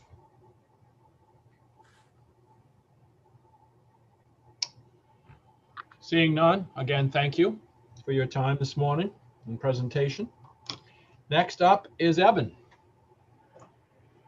Hello. Good morning, Senator Dill, Representative O'Neill, and esteemed members of the Agriculture, Conservation, and Forestry Committee. Good morning again, and thank you for the opportunity to speak with you today. My last name is quite phonetic, Senator Dill. It's Sip-Itkowski, so a few different things to think about there. I am the director of Baxter State Park. I'm a Bangor native, a graduate of Bangor High School, Bates College, and the University of Maine. I started here at the park as the forester, tending to the trees in the scientific forest management area in the northwest corner of the park. I've been in this role as director for almost 3 years at this point, long enough to see some of you in Augusta in 2019 to testify in front of you in regards to a bill that sought to allow float planes to land on one of our wilderness lakes, on Katahdin Lake. And you might recall, those of you that were part of the committee back then, this book that was given to you by the Friends of Baxter State Park, which is a compilation and distillation of our founding documents here at the park, which are special and private laws enacted by various legislatures from 1931 to 1962 in acceptance of the gifts of land and money from one man, Governor Percival Proctor Baxter. Baxter State Park is a world-class wilderness and outdoor recreation destination generously gifted to the state of Maine to hold in trust for the benefit of the people of Maine. Thus, the park is also a charitable trust. You'll notice I didn't speak to you on Tuesday as part of the presentation from the Bureau of Parks and Lands. That is because Baxter State Park is an independent quasi-state agency funded through our own trust revenues, user fees, and revenues from timber operations in the scientific forest management area. Because we are a large charitable trust, the state has a fiduciary responsibility to manage the park in a manner consistent with the terms of the Baxter State Park Trust. Management of the park is entrusted to the Baxter State Park Authority, which consists of the director of the Bureau of Forestry, the commissioner of the Department of Inland Fisheries and Wildlife, and the Attorney General of the state. We manage these 210,000 acres in the geographic center of Maine, much like other state parks. But again, we are a large public trust, and as such, manage the park according to the wishes of the donor, Governor Baxter. Governor Baxter was clear that the protection of natural resources should be prioritized above recreational opportunities for people to enjoy. Most outdoor recreation organizations operate with these objectives somewhat reversed. We manage about 230 miles of trails, and about a quarter of those are on Katahdin, Maine's greatest mountain, which is contained within our borders. We maintain more than 300 campsites across our 10 campgrounds within those 210,000 acres. And we manage timber on about 30,000 acres. We allow hunting on approximately 25% of those 210,000 acres, the north part of the park and the south part of the park. Entry into the park is free for Maine residents for day use. Our organization, the folks that do this work, consist of about 20 year-round employees and about 40 seasonal employees. We're a pretty significant employer in the Millinocket area. Our headquarters is right in Millinocket. A lot of what we do is help visitors, on average about 70,000 per year, to have a safe and enjoyable visit to this wilderness. I've been told it's rare that you come to the park without interacting with a ranger. We think this heavy human interaction model is important to help the people of the state of Maine understand Governor Baxter's gift to all of you and help them navigate the rigors and splendors of this rugged wilderness and make sure they understand the dangers that such a wilderness offers. This is really about preventative search and rescue. But then, of course, on the other end of that, if those warnings fail, all of our field positions are first responders, and we spend a significant amount of time helping folks who have perhaps underestimated the topography, particularly of Katahdin. As the jurisdiction of the park mainly falls to the Baxter State Park Authority, I don't believe we'll have the pleasure of speaking with you much this session, with the exception of a few things in budget considerations. Despite the fact that we don't receive any state general funds or highway fund monies, we are tied to the state budget process. So we'll be talking to you about that. In summary, I want to be clear that the park is self-funded quasi-state agency, a gift to the people of Maine from Governor Baxter, as a trust that we manage with the primary objective of maintaining a wilderness. And so I want to also take the opportunity to please invite you to not only come and visit the park, but also stop into headquarters in Millinocket if you get the chance. And thank you so much for your time, and happy to answer any questions you may have. Thank you, Mr. Sipikowski. Are there any questions?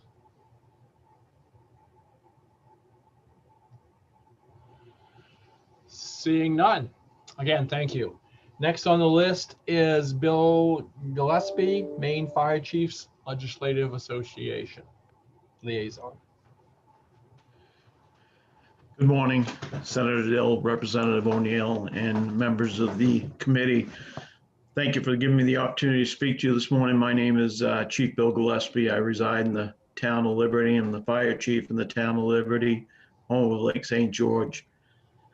I'm speaking to you today on behalf of the Maine Chiefs as their new legislative liaison.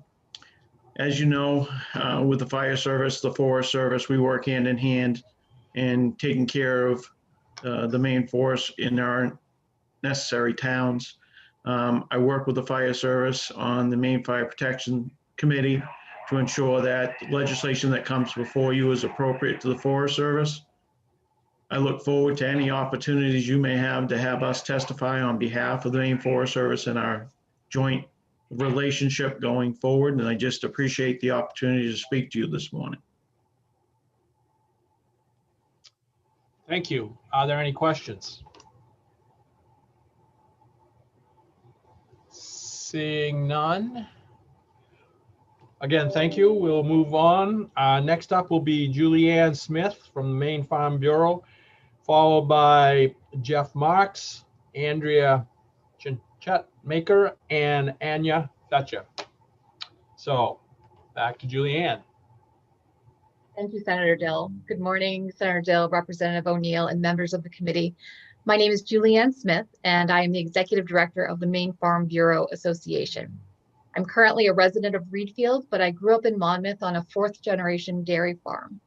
One of the many reasons that I choose to advocate for agriculture is that I am hopeful that my son will have the opportunity to be the fifth generation, whether he likes it or not. My passion for agriculture brought me back home to Maine in 2017 to work for Maine Farm Bureau. We are a nonprofit organization that was founded in 1951 by a group of farmers, including my grandfather, who understood the important and critical relationship between the legislature and farm businesses. In the last 70 years, we have grown to be the largest farmer-run agriculture advocacy organization in the state. We were established as a voluntary grassroots membership organization to work on behalf of every type of commodity and production, ranging from 10-acre organic farms to 10,000-acre potato farms. Our mission is to see every farm in Maine succeed, and we work to accomplish that by advocating on behalf of farmers at the municipal, state, and federal levels. Our policies are determined by the vote of farmers each year at our annual meeting, ensuring that our organization remains inclusive and truly the voice of all farmers in Maine. We have a legislative committee that meets weekly to consider, discuss, and vote for positions on legislation. All commodities and production methods are represented on our legislative committee to ensure that a broad range of perspectives are represented. The positions voted on by our legislative committee are confirmed by our board of directors, which is a geographically diverse group of 25 people. Our intention with our grassroots structure is to ensure that all perspectives are represented and considered as we work on advocating for what farmers know will help their farms to succeed. In addition to our advocacy work, we offer scholarships to students pursuing a future in agriculture, a robust young farmers program that helps our members under the age of 35 develop leadership skills and pairs them with mentors, and in informational and educational opportunities for all of our members. The Maine Farm Bureau members and I look forward to working with each of you on issues critical to agriculture during the 130th legislature.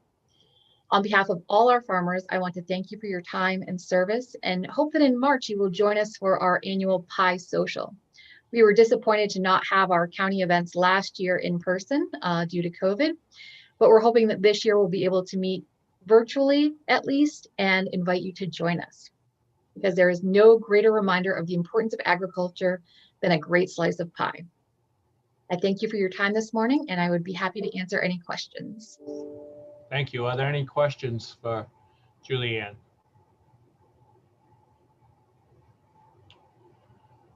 Seeing none, again, thank you, and we'll move on to Jeff Marks. Well, thank you, Senator Dill, Representative O'Neill, and members of the Agriculture, Conservation, and Forestry Committee for the opportunity to meet you all today via Zoom. On a personal note, Elizabeth Fraser mentioned earlier that she was a boomerang, meaning that she left and came back to Maine to work. And I'm working on my 5th boomerang trip out of Maine and back into Maine. So glad to be back. Acadia Center is a nonprofit research and advocacy organization incorporated in Maine and committed to really advancing the clean energy future. We do this through analysis and advocacy on real world solutions to the climate crisis. And we tackle these complex problems by identifying clear recommendations for reforms and advocating in all the Northeast states, including New England and in New York.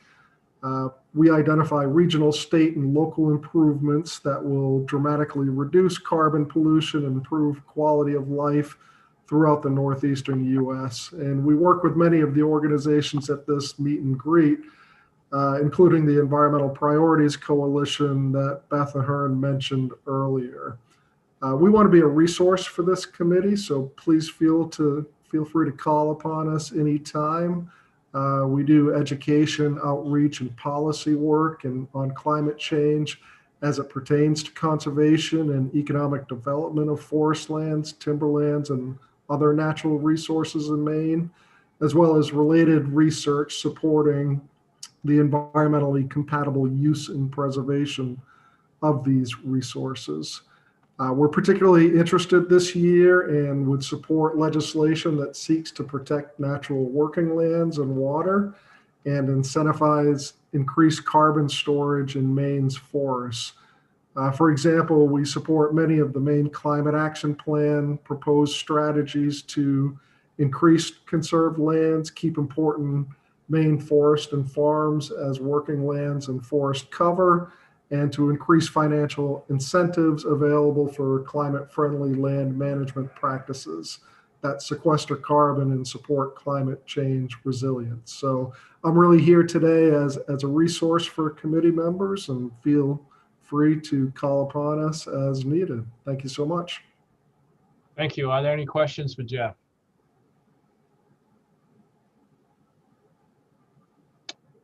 Seeing none, we will move right along on our schedule. Next up is Andrea Maker. Following her was Anya Fetcher, and she's not on. So I'll read the next 3 names that's after Andrea. That's Caitlin Bernard from Nature Conservancy, Amy Winston, Coastal Enterprises, and Bill St. Michael, Maine Fire Chiefs Association.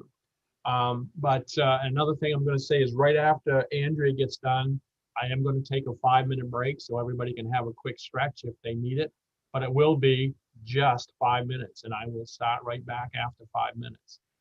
Not legislative time. Thanks. Andrea, you're up. Thank you very much. Good morning, Senator Dill, Representative. Did I just get cut off? Oh, there we are. I've lost my notes. Representative O'Neill and members of the committee, it's a pleasure to see you all this morning. I am not from Aroostook County, but I did ride my bicycle through Aroostook County in that triangle with the Bike Maine program a couple of years ago. And I too was a proud 4-H member for the 9 years of my youth. And I'm from the what used to be the egg capital of the state of Maine, which is Pittsfield. Anyway, I represent several interests in the Maine legislature. I'm an attorney with Pierce Atwood with offices in Augusta and Portland and here in North Yarmouth. I have a few clients who may appear before your committee this session, depending on the bills. So one of them is Whole Oceans, which is the land-based aquaculture facility that's proposed for the town of Bucksport, Maine, to convert that former paper mill site into an aquaculture facility. That client, Whole Oceans, has all the permits that it needs for construction. It is working now on putting together the design and construction for that project. It's really exciting for the state of Maine. They will raise Atlantic salmon, which is a livestock. And while most of the regulations related to that are at the Department of Marine Resources, from time to time, we do come across issues related to livestock or farming that could apply to Whole Oceans. So that's a new industry for the state of Maine. I also represent Twin Rivers, which is one of the oldest industries in the state of Maine. This facility is the paper manufacturing facility up in Madawaska. And of course, that consumes a lot of pulp that is grown here in the state of Maine. They purchase a lot of pulp from the pulp mill in Baileyville, Woodland Pulp. I just interestingly have learned that that mill in Madawaska, Maine is currently producing over 90% of North America's pharmaceutical paper inserts that are required for all the COVID-19 test kits and the COVID vaccinations. So they are an important supply chain provider in managing the COVID virus in the country. The third client I think may appear before your committee, again, depending on bills, is Poland Spring. So this company operates 9 spring sites in the state of Maine and 3 spring water bottling facilities in rural communities of Kingfield and Poland and Hollis. They employ about 900 Mainers who live in about 100 different towns across the state. It's the 5th largest manufacturer in the state. And sometimes it comes before your committee on issues related to groundwater rights and regulations. A couple of years ago, your committee enacted legislation to reestablish the Water Resources Planning Committee within the Department of Agriculture, Conservation, and Forestry. That Resources Planning Committee has a scientific and stakeholder process where they look at all the issues related to water supply and use across the state. I'll just add that Poland Spring has been a great neighbor in Maine. They provide relief water to communities through MEMA, the Maine Emergency Management Association, during times of flooding or other disasters where Maine communities need more drinking water. They also, in the past year, have entered into an agreement with the University of Maine to develop a bio-based bottle made from wood fiber or wood cellulose. So that's a long-term play for the university to create that product. Poland Spring is a partner in that research. So it could be that one day our plastic bottles are made from wood grown here in the state of Maine. And finally, they're building a large solar power project next to their Hollis facility to reduce their greenhouse gas imprint. And it'll produce about 30% of the power needs for that facility. So with that, I just want to congratulate you all on your elections and re-elections to the legislature. Thank you for your service to Maine, and thanks for this time this morning. I look forward to working with you as the session unfolds. Thank you. Are there any questions for Andrea? Okay. Thanks Thank you. all. Yep. Okay, so we're going to take a 5-minute break. My clock says it's, my computer says it's 10:50. So at 10:55, I will start in again. So if you want to shut your cameras and your mics off, we'll start again in 5 minutes. Thank you.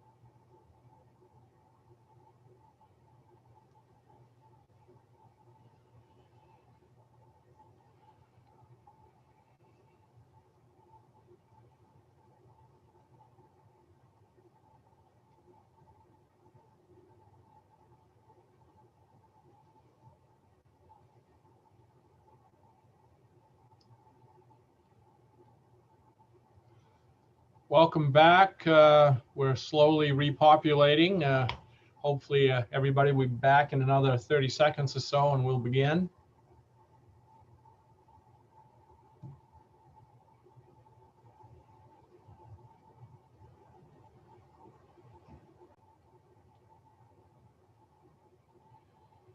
All right, so next up is Caitlin Bernard, Nature Conservancy in Maine. Good morning. Thank you, Senator Dill, Representative O'Neill, and members of the Joint Standing Committee of Agriculture, Conservation, and Forestry. My name is Caitlin Bernard, and I'm the Natural Resources Policy Advisor for the Nature Conservancy here in Maine.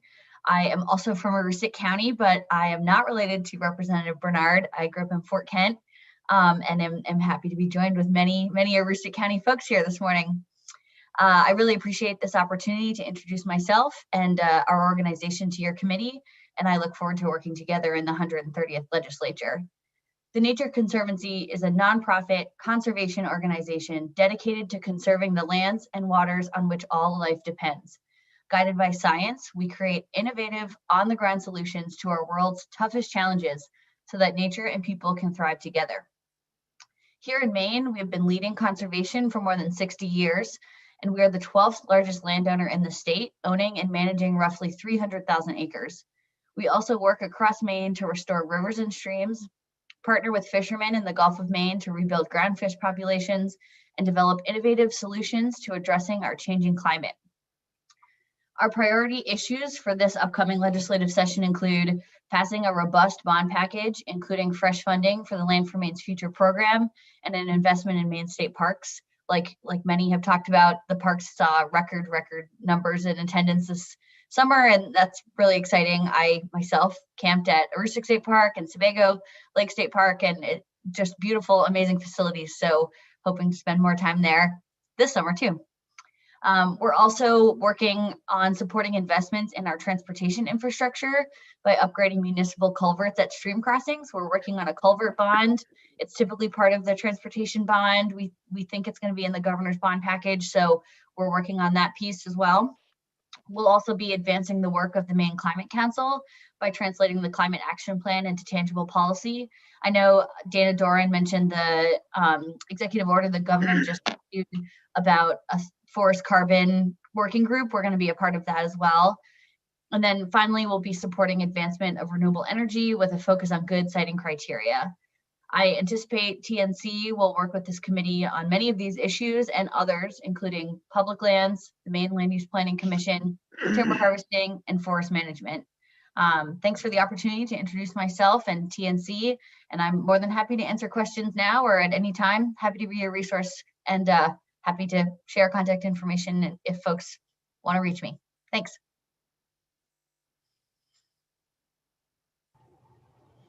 Thank you. Are there any questions for Caitlin? Seeing none, again, thank you for your presentation. And we'll move on to Amy Winston, Coastal Enterprises.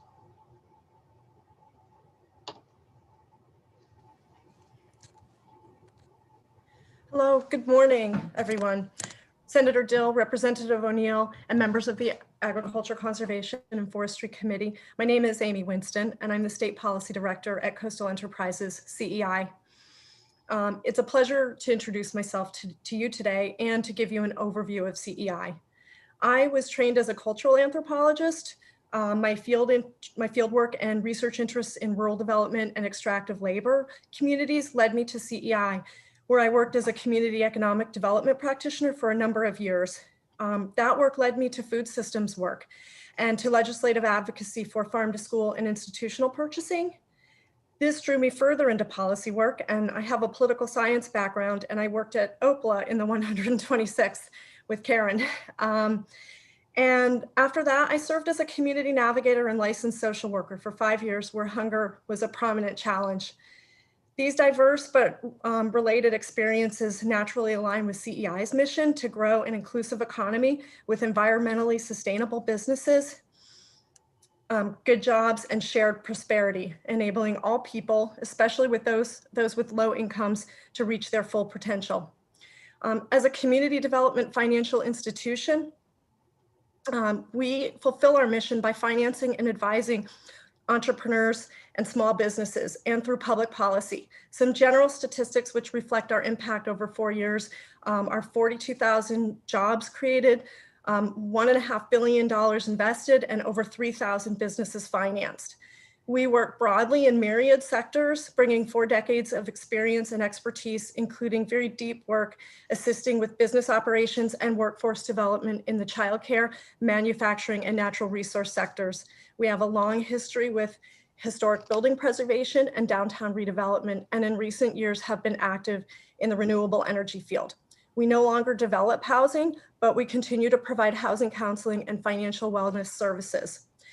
Our natural resource sector and our food systems work in particular illustrate how our business technical assistance, lending, and policy work dovetail in service of our strategic mission goals to grow environmentally sustainable, economically viable, and value-adding enterprises. In the past 5 years, CEI has provided almost $10.5 million in loans and investments to 87 agricultural and food-related enterprises. And this activity leveraged an additional $37 million and created and retained over 600 jobs and helped to maintain over 8,000 acres of farmland in production.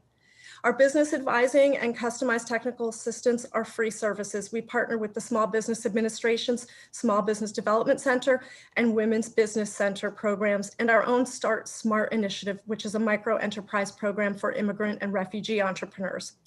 CEI offers short and long-term financing from less than $10,000 to over $500,000. Eligible clients include farm businesses, value chain businesses such as food processors, distributors, and value-adding manufacturers, and food retailers, and also food-related nonprofits and food access organizations. Our Tastemakers program is specific to food processing and value-added food businesses and illustrative of the way we pair our business technical assistance with investment in critical infrastructure to foster growth and innovation in this sector. We have a Catalyst Fund that creates a pool for equity investments in early stage food businesses. And we also have a subsidiary, CEI Ventures, which is also active in the food space. We were honored recently to partner with the Department of Agriculture, Conservation and Forestry to administer CARES Act funding to support food and farm businesses to adapt to the coronavirus. In all, we awarded $17.4 million in grants to 451 Maine farm and food system businesses in 25 days. Our approach to policy is to advocate for state and federal policy solutions that expand economic opportunities for everyone by growing good jobs at environmentally sustainable businesses. Like our strategic plan priorities, our policy priorities in value-added food manufacturing infrastructure, small business innovation and entrepreneurship, childcare, broadband, and clean energy finance, and for racial equity in every sector, dovetail and align with the Economic Recovery Committee's recommendations and Maine's 10-year economic development strategy to grow talent, foster innovation, and build supportive infrastructure. We do most of our policy work through coalitions, and we participate in AgCom, the Agricultural Council of Maine, as an associate member. We are supporting Representative Talbot Ross's bills to establish a Maine food system technical assistance program and investment fund, and an accompanying bond to support capitalization of that fund and other infrastructure investments in value-added food manufacturing. I'm really happy to be here and I'm happy to take any questions and be available as a resource at any time, or make my colleagues who may be more expert in the finance world available. Thank you very much for your time and attention. Thank you. Are there any questions for Amy? All right, seeing none, thank you again. Thank you so much. Next up is Bill St. Michael, followed by Andy Hackman from Searle and Haley, Katie Lisnick, Greater Androscoggin Humane Society, and Matt Cannon from Sierra Club, Maine. So Bill. Good morning, Senator Dill. It's Representative O'Neill, members of the Joint Standing Committee on Agriculture, Conservation, and Forestry. I appreciate the opportunity to introduce myself to you today. I am the new executive director for Maine Fire Chiefs. My name is William St. Michel. I spent 25 years as fire chief for Durham Fire and Rescue. And I've also sat on the board of directors for Maine Fire Chiefs during that timeline. So it's a pleasure to be here. It's a pleasure to serve them in this position. Just a little background to add to what Chief Gillespie spoke to earlier. The Maine Fire Chiefs Association has 417 members across the state of Maine. Our current president is Chief Salko Chief Duras down in Salko. Incoming president is Chief White in Presque Isle. Behind him is Chief Higgins in Bangor. We serve across the state to move the needs of our membership forward. We have a very strong relationship, long-lasting relationship with the Forest Service in the state of Maine.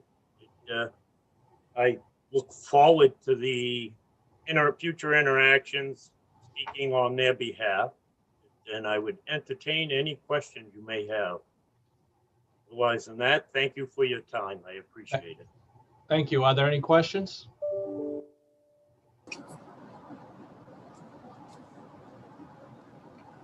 Seeing none. Again, thank you for your presentation.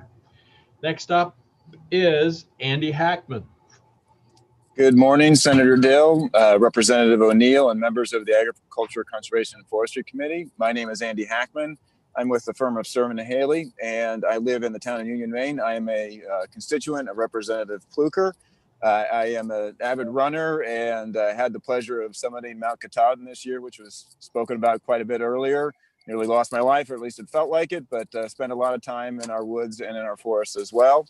I guess I'd be called an arrow in the sense that I came from Cincinnati, Ohio, and moved to Maine on purpose, and have loved being here for the last 7 years. And come before this committee mostly on pesticide and fertilizer issues. We represent True Green Lawn Care here in the state of Maine. They've got about 100 employees. They are all certified pesticide applicators and go through extensive training with the state, and would anticipate that we would be in front of the committee on issues related to their employment and related to pesticide and fertilizer issues. So really appreciate the time. Hopefully maybe I'm one of the shorter folks this morning, and you guys can get on to the rest of your day. So thank you very much. Thanks, Andy. Are there any questions? Seeing none. Again, thanks for your presentation. On to Katie Lisnick. Good morning, Senator Dill, Representative O'Neill, and members of the ACF committee. My name is Katie Lisnick, and I'm the Executive Director of the Greater Androscoggin Humane Society, which is a nonprofit animal shelter that serves 11 communities in Androscoggin, Oxford, and Cumberland counties, and we are located in the city of Lewiston. I currently reside in Auburn. I am a native Mainer from York County originally. And our organization was founded back in 1885, so we have been around for quite a while, originally founded to help workhorses, farm animals, and abused children. So our mission has changed a bit, but we still are in the business of saving lives and protecting the welfare of animals. The GAHS provides shelter, medical care for homeless and needy animals. We do extensive adoption services.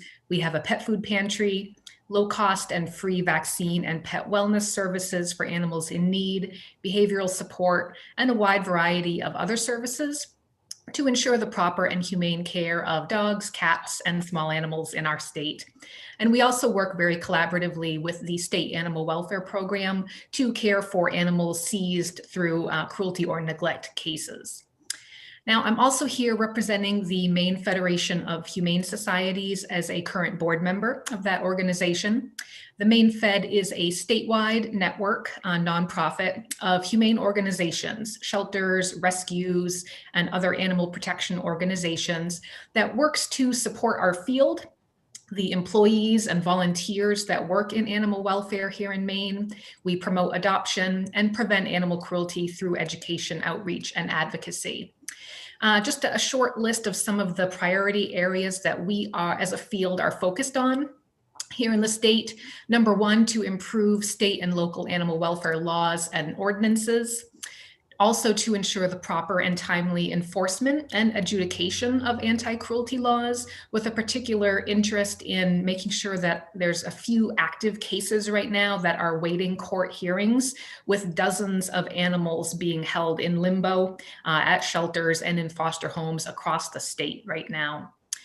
Also supporting the effective use of Help Fix Me program funds to make sure that needy Mainers are able to get their cats and dogs spayed or neutered at an affordable rate, as well as the proper regulation of dog and cat importation into the state for adoption and contagious disease management and prevention in companion animals. I'll also just note that I am currently, hopefully, up for appointment as the animal shelter representative on the Animal Welfare Advisory Council, which is a very important council within the Agriculture, Conservation, and Forestry Department that helps navigate some of the challenging animal welfare world and realms that the state has to deal with, and offers advisement to your esteemed committee. And I do hope to be able to serve the state and animals in that role. I thank you so much for this opportunity, and I'm happy to answer any questions that you all may have. Thanks, Katie. Are there any questions? Seeing none, again, thank you. Thank you. Next is Matt Cannon from the Sierra Club, followed by the Maine Veterinary Medical Association. And I have two names down here, Dr. Casey Cole and Catherine Soverall. I don't know if it's a tag team or what, but those are the two names I have for that one. So we'll figure that out after this. Followed by Bill Bell and Anthony Corhan. So with that, Matt. Hi, thank you for having me, Senator Dill, Representative O'Neill, and members of the Committee on Agriculture, Conservation, and Forestry. My name is Matt Cannon. I'm the Campaign and Policy Associate Director at Sierra Club, Maine. Founded in 1892, Sierra Club is one of the oldest and largest environmental organizations. We amplify the power of our 3.8 million members and supporters to defend everyone's right to a healthy world. At the Maine chapter, we represent over 20,000 members and supporters. We are a grassroots organization and rely on active volunteers, some of whom you'll see at your committee this session. In my role, I help coordinate our climate, energy, and conservation priorities and lead our volunteer legislative team, empowering individuals to participate in their government. We have several dozen active leaders from across the state and across the age spectrum, many of whom will hopefully testify this session, including our team leader, Jonathan Fulford, lobbyist Bob Howe, Vice Chair David Gibson, and Chapter Director Sarah Layton. We also help mobilize our network and the public, so you may receive some calls from our supporters on critical issues. In the past session, we were most active with this committee around carbon sequestration for small woodlot owners. We hope to continue that work as well, but some of it was influenced in the Climate Action Plan. This year, we expect to work with this committee on establishing a healthy soils program, stopping the use of dangerous chemicals, ensuring healthy food access, and strengthening Maine's agriculture economy and workforce. Like my colleagues, I'm happy to be a resource. I'm lucky to work both with experienced leaders in Maine and across the country, and I personally have extensive land conservation experience. Thank you very much for your time, and I look forward to the session. Thank you. Are there any questions?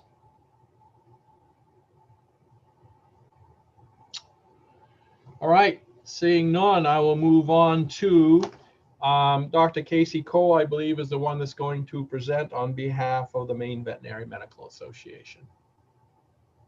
Thank you, Senator Dill. Good morning, Senator Dill, Representative O'Neill, and the members of the committee. I'm Dr. Casey Cole. I'm the incoming president of the Maine Veterinary Medical Association this year. The Maine Veterinary Medical Association comprises of over 500 licensed veterinarians in the state of Maine. We hope to serve the legislature as a resource for a wide variety of legislative matters that impact animal welfare, agriculture, public health, and pharmacology. Our mission is to support Maine veterinarians as they work to improve the well-being of animals, to encourage the human-animal bond, and to protect public health for the benefit of the veterinary profession and the citizens of Maine.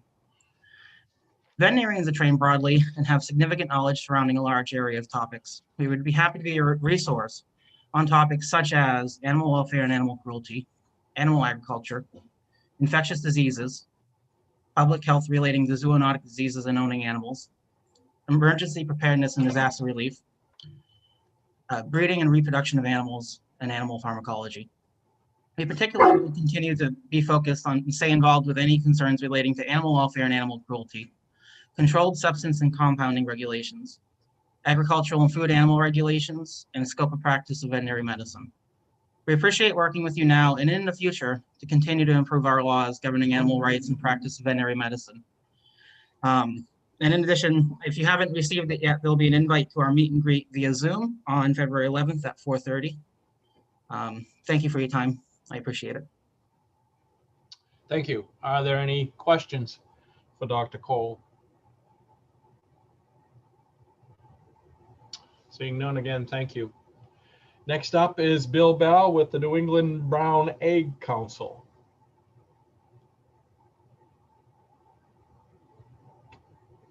Bill, I believe, is on the phone. Is that correct? Yes, he is. And the phone is muted.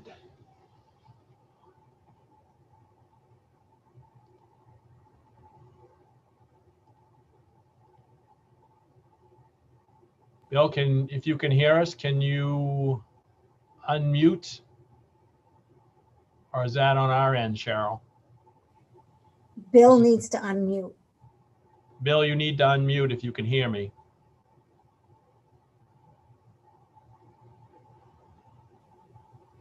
Or whoever's on the phone right now, maybe it's not William Bell.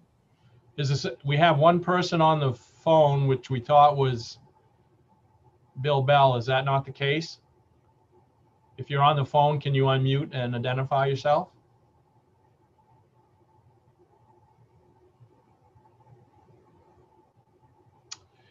All right, we're going to move on. Next up is Anthony Horahan, followed by Christine Cummins, Mark Hutton, and Rob Dumas. Good morning, Senator Dill, Representative. Yep, go ahead, Sorry, Representative O'Neill, members of the ACF committee. Thank you for your time this morning. My name is Anthony Howerhan. I represent Irving Woodlands and Irving Forest Products in the state of Maine. Our company owns about 1.3 million acres of timberland in the state. It's managed on the long term for forest products for the different parts of the value stream. We've been landowners in the state since 1946. The predominant land holdings we have are in Aroostook County. All our lands are third-party certified. We're certified under the Forest Stewardship Council banner, Sustainable Forestry Initiative, and ISO 14000. And those certifications come with an annual third-party inspection of the lands and our management planning. As well, we're involved with outcome-based forestry with the Maine Forest Service, which falls under your preview. I'm sure you'll have reports as to the OBF status as things go on.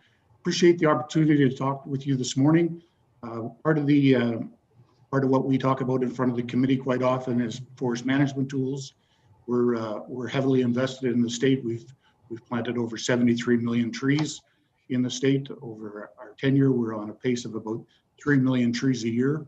I'm very proud that the owners have that long-term vision to ensure that what we're doing today leads to increased growth down the road. And we're very proud as a company that back in 2018, we planted our 1 billionth tree as a company. The owners are very committed, the Irving family, to doing what's right in the long term and ensuring everything we do is science-based. As such, we've always got ongoing research projects going on our lands in Maine and elsewhere in New Brunswick. And we're very active in Maine with the Cooperative Forest Research Unit at the UMaine. As well, we're very glad to have provided the funding for the Irving Chair for Forest Ecosystem Management at UMaine and Orono. And a few years back, we contributed $1 million into the UMFK for them to actually expand the ability to undertake forest management research. so that when we show up in front of the committee, we can talk about the best science that's available and available for the Northeast and our type of forest. So I appreciate the time to speak with you this morning. Look forward to working with you on some issues that we've worked on in the past with many of you and some new ones. And again, thanks for your time this morning. Thank you. Are there any questions?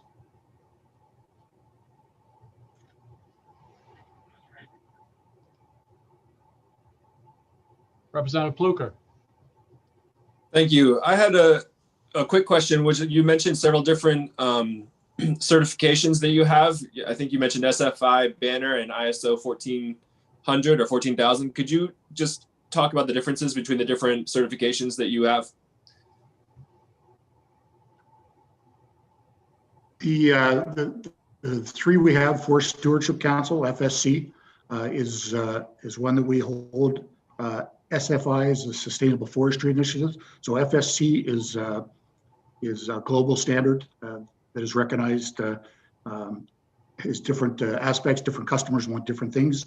SFI, the Sustainable Forestry Initiative, was one that was originally started by industry, has grown since, and ISO really is around your management system. And the reason we have the three of them, Representative Pluker, is that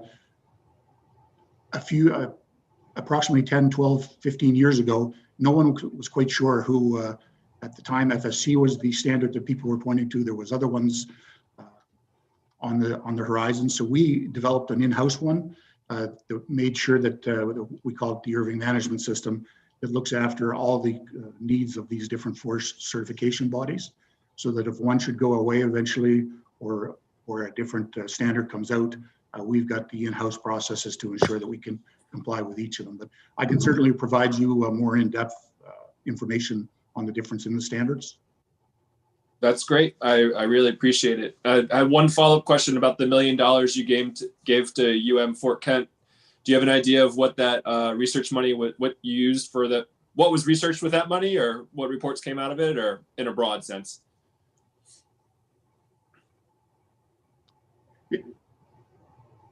It's still ongoing. So it took what we did when the donation happened. UMFK wasn't in an official context working with CFRU, so there was a bit of disconnect. So we asked that the faculty at UMFK on the forestry side get involved with CFRU projects, and them, along with the Forest Service and us, to work with a group to identify ongoing projects. So they added a staff member at UMFK who had gone to UMaine and had been out west for a few years working. One of the ones that's ongoing right now is a songbird study, and I think we're going into the second year of that one, where remote sensing devices are put out in the forest to identify what songbirds are in what habitats at what times. And I can certainly get you a list of what's ongoing there, but it's we're still into it. It was the idea was a 10-year horizon to do research that was really directed at outcome-based forestry and questions that may arise to ensure that we had science. And if there was areas missing, such as the ongoing deer partnership studies that are undergoing, but I know the songbird one was a big one as well. We're looking at there's some viewscape planning going on in certain watersheds and whatnot. So, but I can certainly provide you a more in-depth list. Thank you. I just had one more kind of dumb question. What is CFRE? Sorry, CFRU is the Cooperative Forest Research Unit at the University of Maine. So basically, all the landowners in Maine contribute some of the funding along with the university and identify areas for study. A lot of the research that was done on links and stuff like that was done through the CFRU, and every year there's kind of a slate of projects that happens through CFRU, and it's certainly a cooperative between the university and the university. I appreciate it very much. Okay, thank you. We're going to back up. Bill Bell now has his situation corrected, I think. So, Bill, you're on. Yeah, can you hear me now? Just barely. Okay, well, I'll speak as loud as I can. Are you getting feedback as well? Can't hear you at all, Bill. Are you getting feedback as well? Yeah, there's some feedback there. You kind of fade in and out. Okay, well, I will,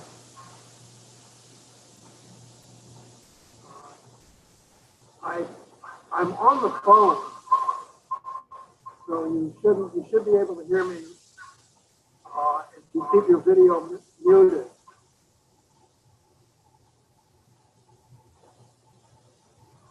Is this not working, Senator? Yeah, I'm not sure what's happening. You kind of fade in and out. If you're on the phone, you're right. We should be able to hear you loud and clear. But are you there?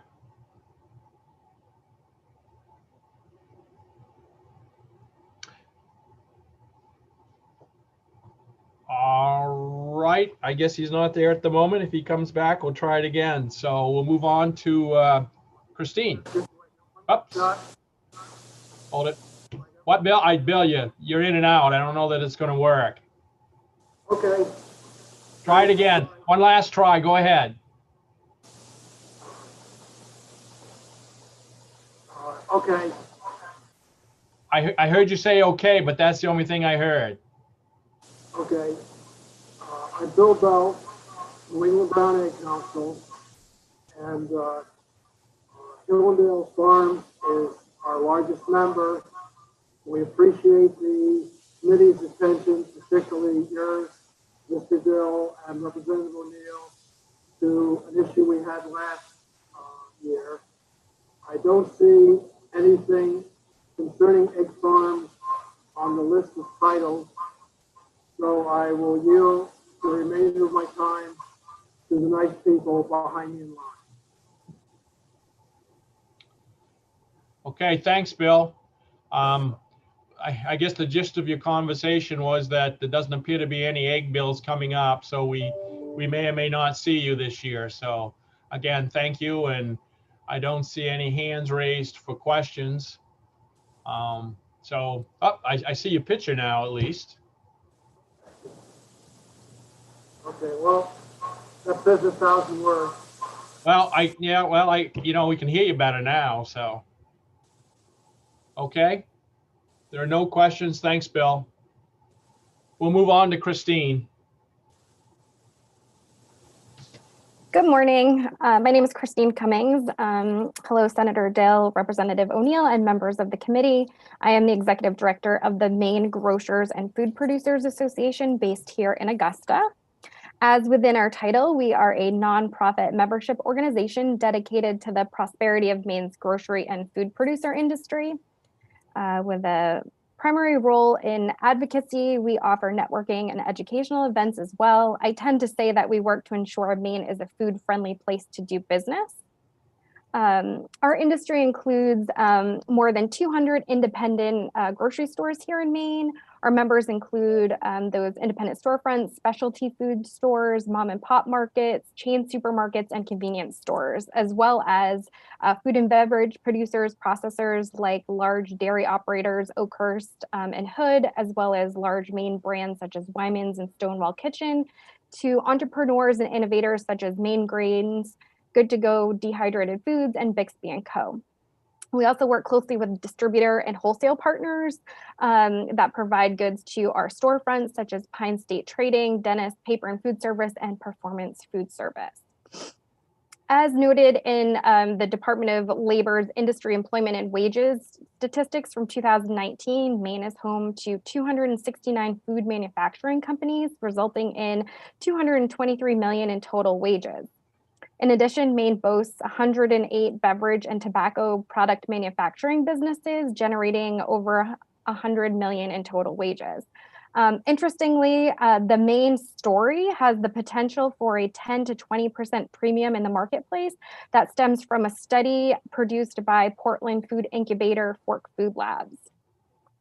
To no one's surprise, the COVID pandemic has been extremely challenging for our sector, including those who have had to completely change their business models, find new customers, and abide by the abundance of new protocols to ensure Mainers have remained safe, healthy, and continue to have access to food. We're continuing to help our members navigate the pandemic, including the numerous expectations of the industry. One of the latest reports notes that 55% of shoppers are eating at home more often since the pandemic began. We're keeping a close eye on consumer trends and what's happening in the market in terms of shopping habits, new food preferences that are here to stay, and what that means for Maine's food producers and our grocers. Our members' interests include food safety, production, processing practices, specifically policies that aid in scaling up in relation to processing and storage facilities and distribution. We also monitor and engage on policies affecting licensing and inspections, and we strongly support any opportunities to help promote the Maine brand. In particular, we follow and engage with the Maine Milk Commission and monitor the dairy inspection, quality assurance, weights and measures, and food inspection efforts within the department.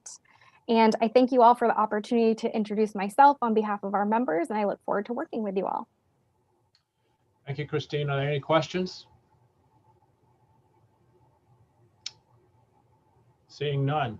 Again, thank you. Thank you. Next up is Mark Hutton.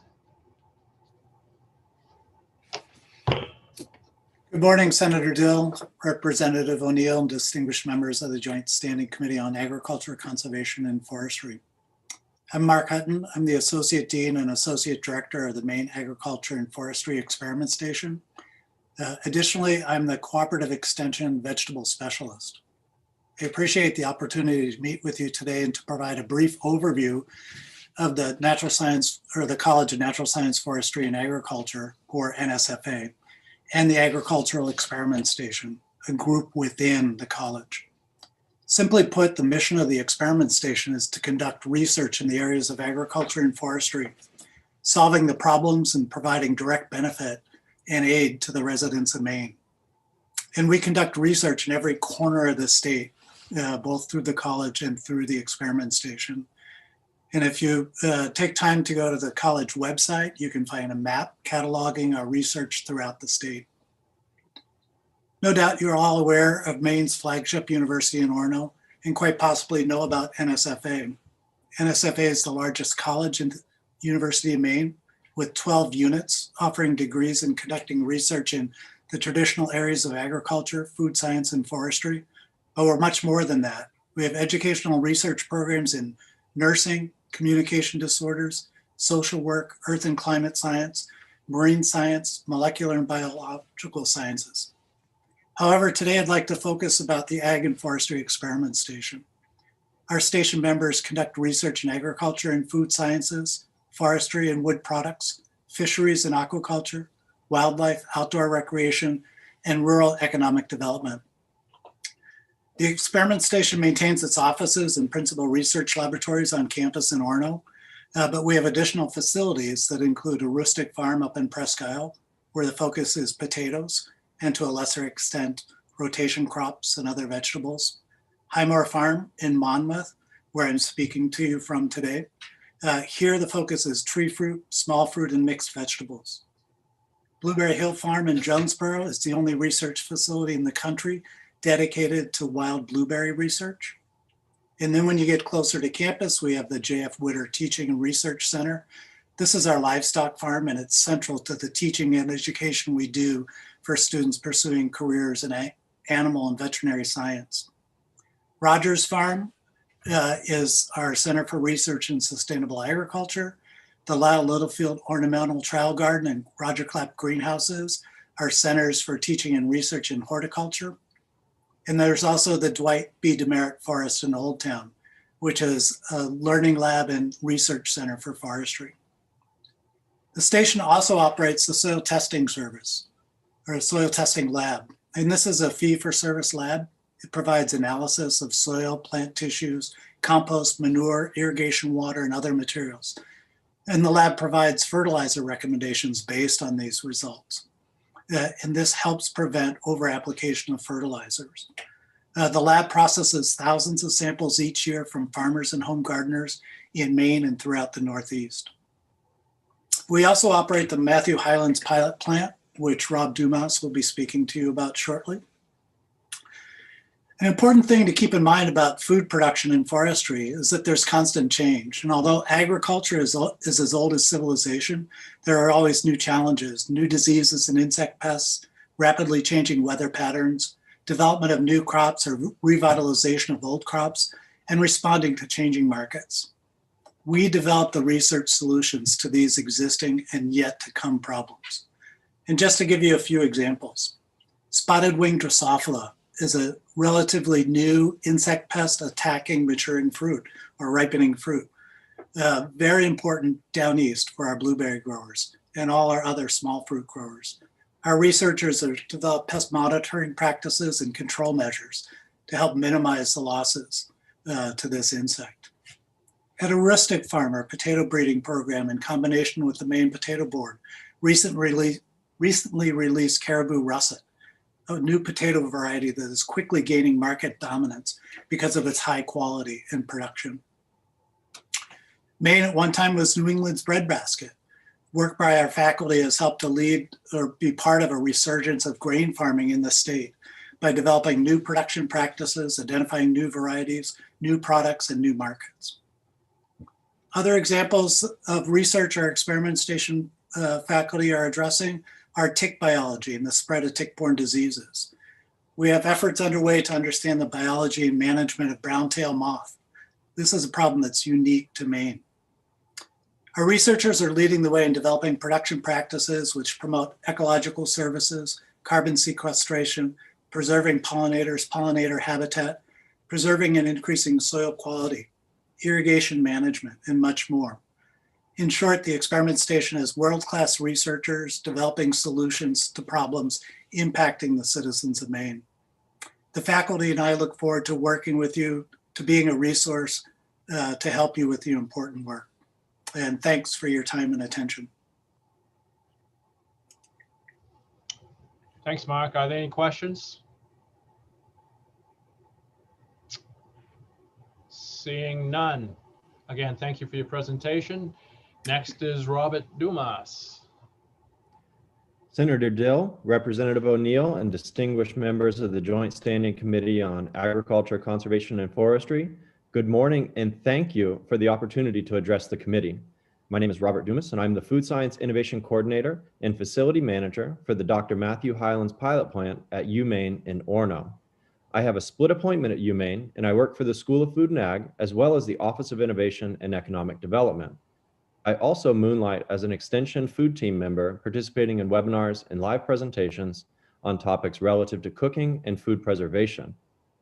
I come from a military family and am a veteran myself. I was raised predominantly in Louisiana, but served in Virginia, Maine, and DC prior to making the permanent move to Maine.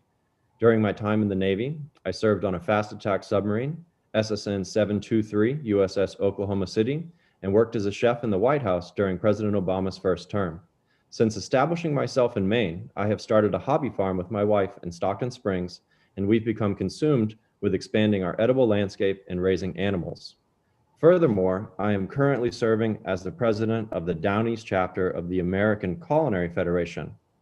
Thanks again for the opportunity to meet with you all today and share the importance of the Dr. Matthew Highlands Pilot Plant to the state and how we can be a resource to you and your work.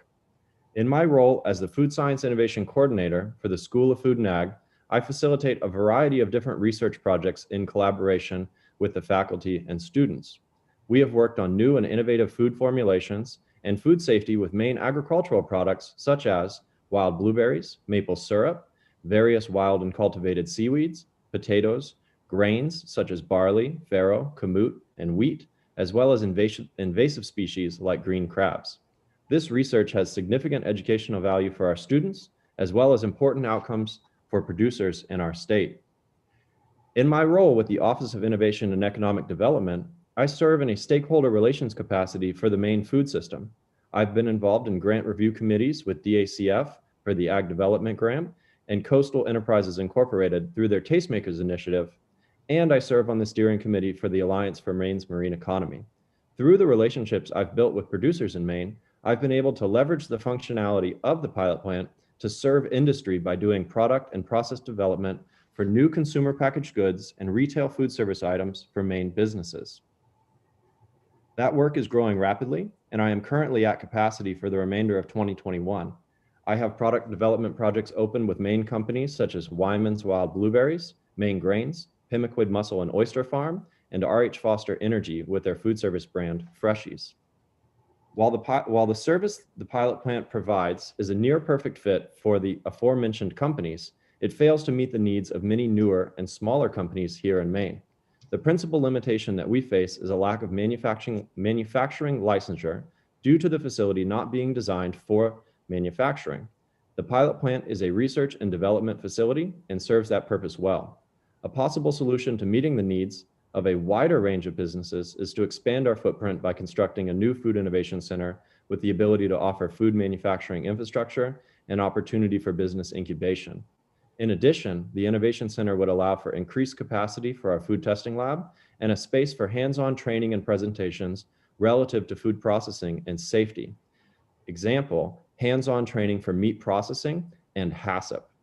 Lastly, this would also be an incredible asset for the food science and human nutrition curriculum with new opportunities to partner students with producers through internships, as well as creating opportunities for students to create food products here in Maine.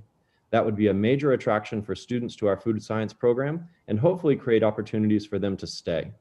The cumulative impact of the Food Innovation Center with the existing functionality of the Dr. Matthew Hyland's pilot plant would create an unparalleled level of support for Maine food producers. The Food Innovation Center has been inspired by similar facilities at other universities and private entities in neighboring states. Some examples of universities with similar capacities are the University of Arkansas, Rutgers, Michigan State, and the University of Oregon. Some private facilities in neighboring states are the Venture Center in Hardwick, Vermont, the Western Mass Center for Food Processing, and the Commonwealth Kitchen in the Metro Boston area. I hope that my remarks today have been informative and interesting. I'm so grateful for the opportunity to serve the ag community here in Maine. It really is the perfect combination of my personal and professional passions. Furthermore, please understand that you are all welcome to visit the pilot plant in Orono. I'd love to give you a tour and learn more about your areas of focus. Thanks again for the opportunity to address the committee today. Thank you. Are there any questions? Representative Underwood.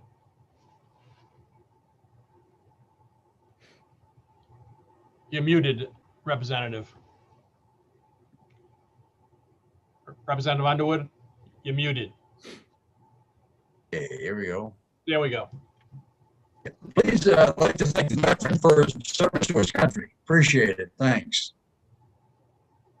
It's my pleasure. Thank you. Thank you.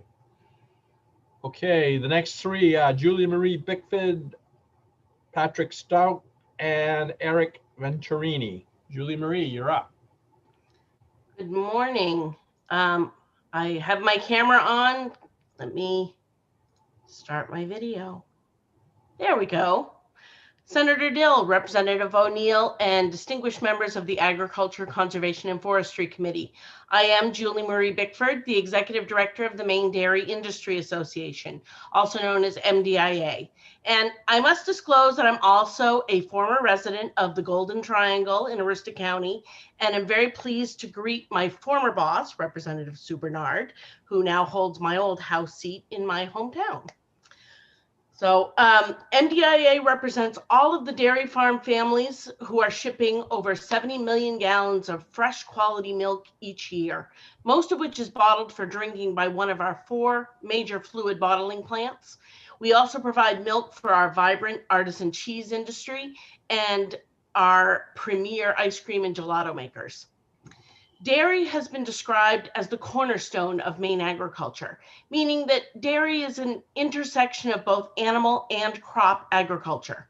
The agribusinesses that are critical to our success are also dependent on the critical mass of dairy farms to sustain their businesses and continue to be a resource for all types of Maine farmers, producing a broad variety of products.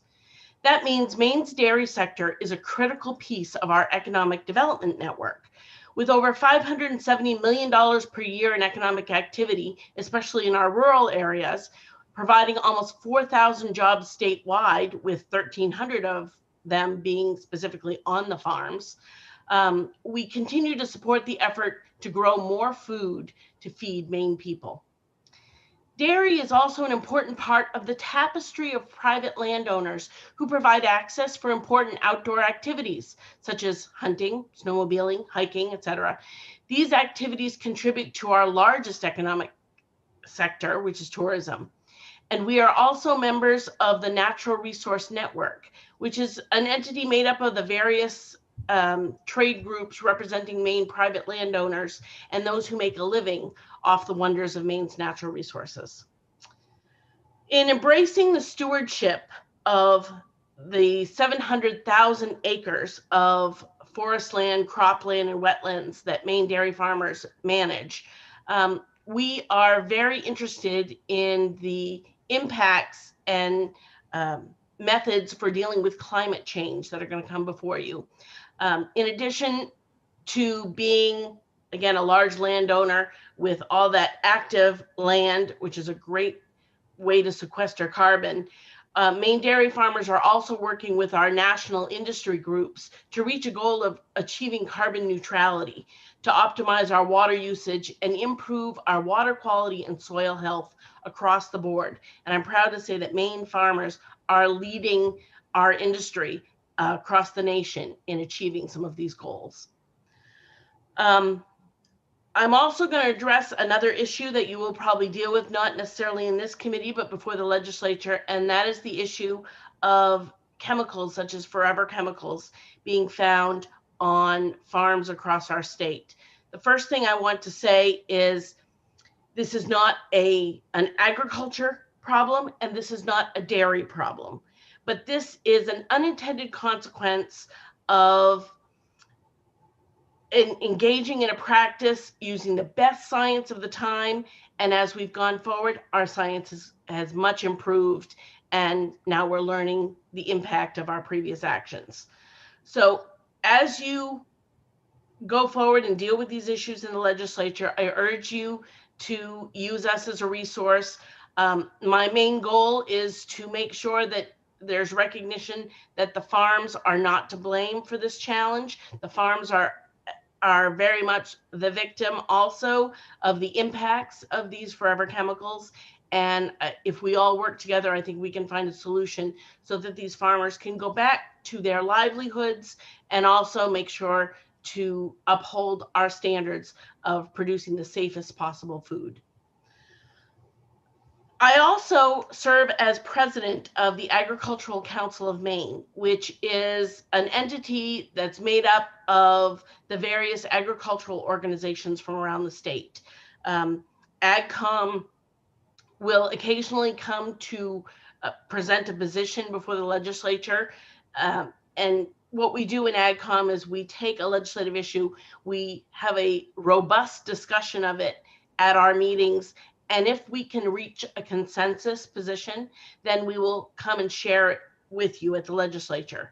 So when AgCom does come present to you, you can be assured that this is a strong statement on behalf of Maine's agricultural sector.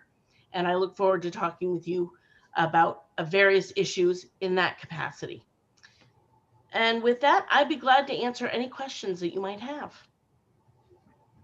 Are there any questions for Julie Marie?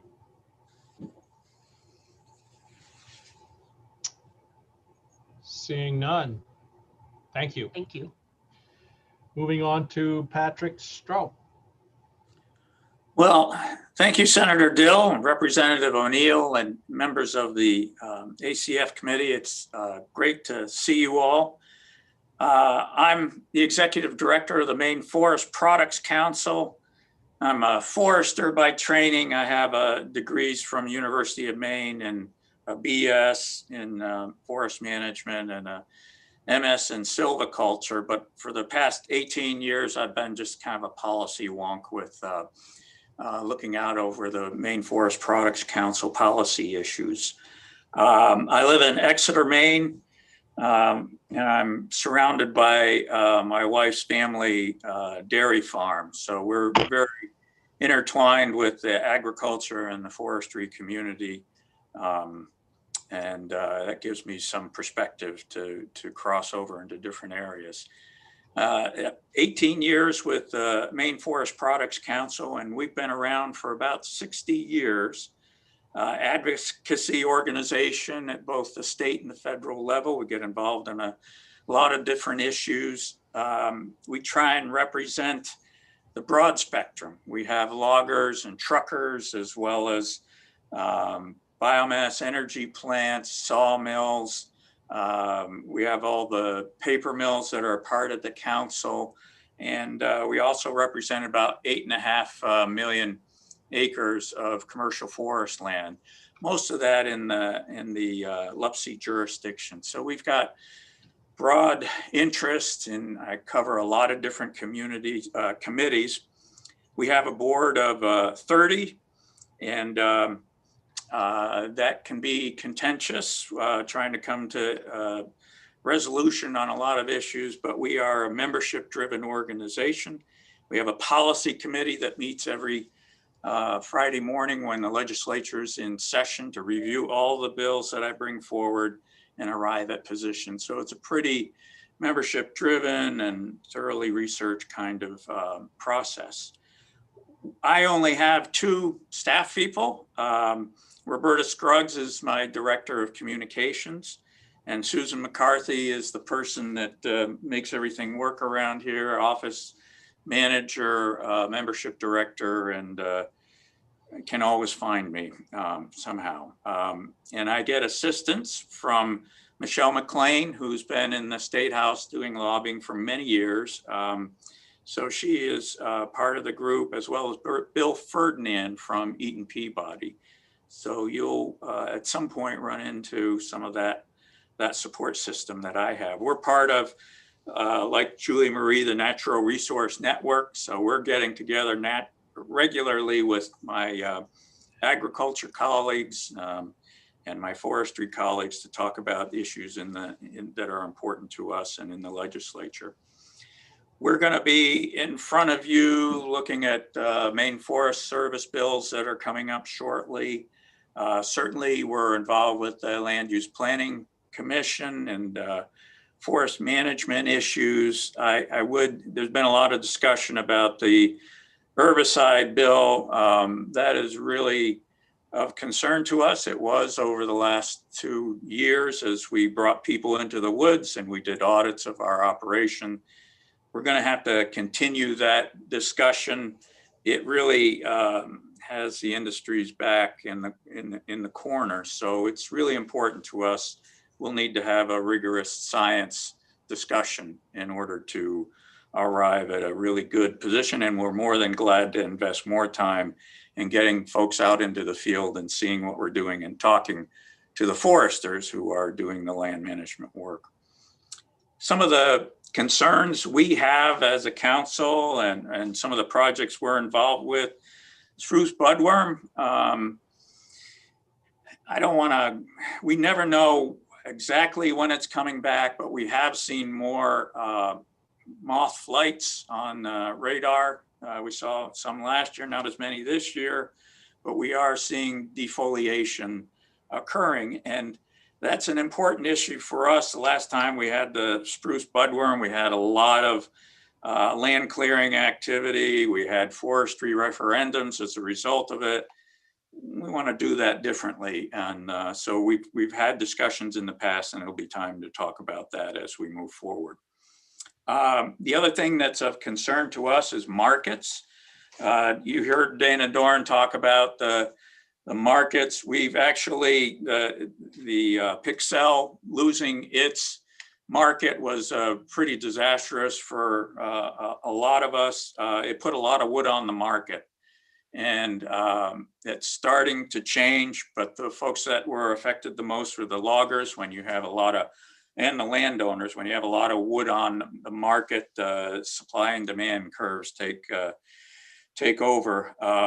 But by the same token, lumber has never moved as fast as it has. It's a phenomenon that looks like it's going to be going forward, and a lot of our pulp and paper mills are weathering the storm better if they're in the right kind of commodities, which are packaging and container board versus being in printed paper. So there's a lot of discussion about markets. We have had a project going with some of my colleagues for the last 3 years. It's an EDA grant called For Maine, the Forest Opportunity Roadmap. You can Google that and see about all the activities, the industry in partnership with the state and the federal organizations, as well as the Maine Development Foundation. Really a comprehensive kind of look at what are our markets, how do we usher in the bioeconomy, which the forest industry has a big role in. And so the final thought I'll share with you is the governor appointed me to the Climate Change Council. I put a lot of time into that. And we presented to the ENR committee yesterday. But there's a lot of information in there about the forest contribution to both sequestering carbon and in the new building products that we have that sink carbon. And as our consumers are looking for more wood products and eco-friendly opportunities, if you read through that Climate Council report, you're going to see a lot of reference to all of these issues. And it's clear for our forests and our forest manufacturers are going to play a big role in that going forward. So lots going on. It's a challenging time, but also a really interesting time. We're looking for Maine to participate globally in some of these new markets and actively working with the ECD to court new investments in Maine. And we have some that are happening as we speak. So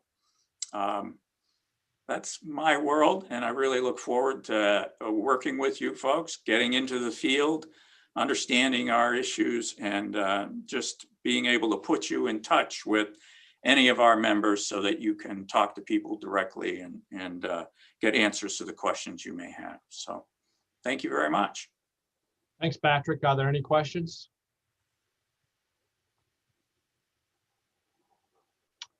Take Seeing care. none, thank you for your presentation. After Eric, we have Wade Kelly, Christopher O'Neill, and Joan Hendricks. And I think those may be the last three. I had a couple other names, but I don't see them on here, so we'll see what happens. So with that, Eric. Thank you, Senator Dill, and good morning. Good morning, Representative O'Neill. Good morning, esteemed members of the Committee on Agriculture, Conservation, and Forestry. You've had a lot of folks introduce yourselves this morning, so I will try to keep this very brief. And it is approaching lunchtime, so I'm sure you're all hungry.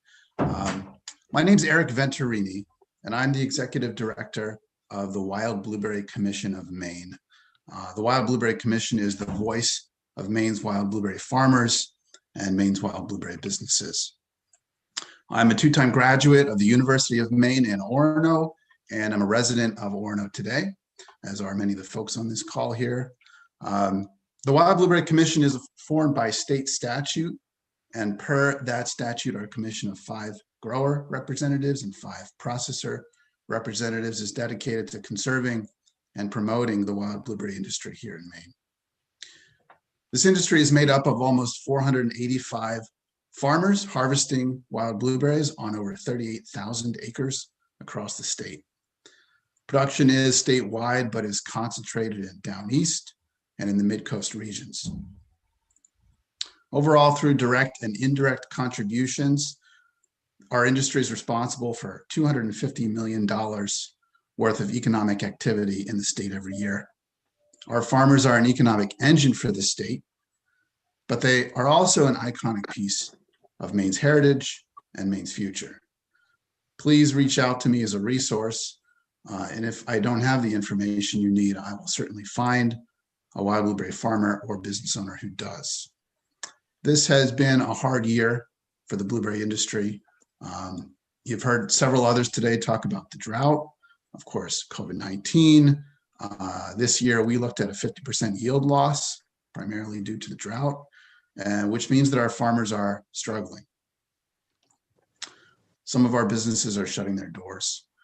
And I only ask that as you review and vote on legislation this year, you carefully consider the potential impacts of that legislation on Maine's wild blueberry farms and businesses and other farms across the state.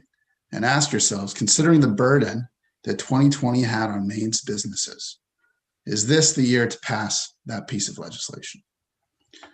So like several others introducing themselves today, the Wild Blueberry Commission is a member of the Agricultural Council of Maine, the Natural Resource Network, the Maine Farm Bureau, the Board of Agriculture. We also work with Kim Cook, and you may see her representing the Wild Blueberry Commission from time to time. Thank you, Senator Dill. Thank you, Representative O'Neill, and thank you, committee members. If you have any questions, I'd be happy to answer them. Thanks, Eric. Are there any questions for Eric? Seeing none, we actually have only 2 presentations left. Wade Kelly's up next.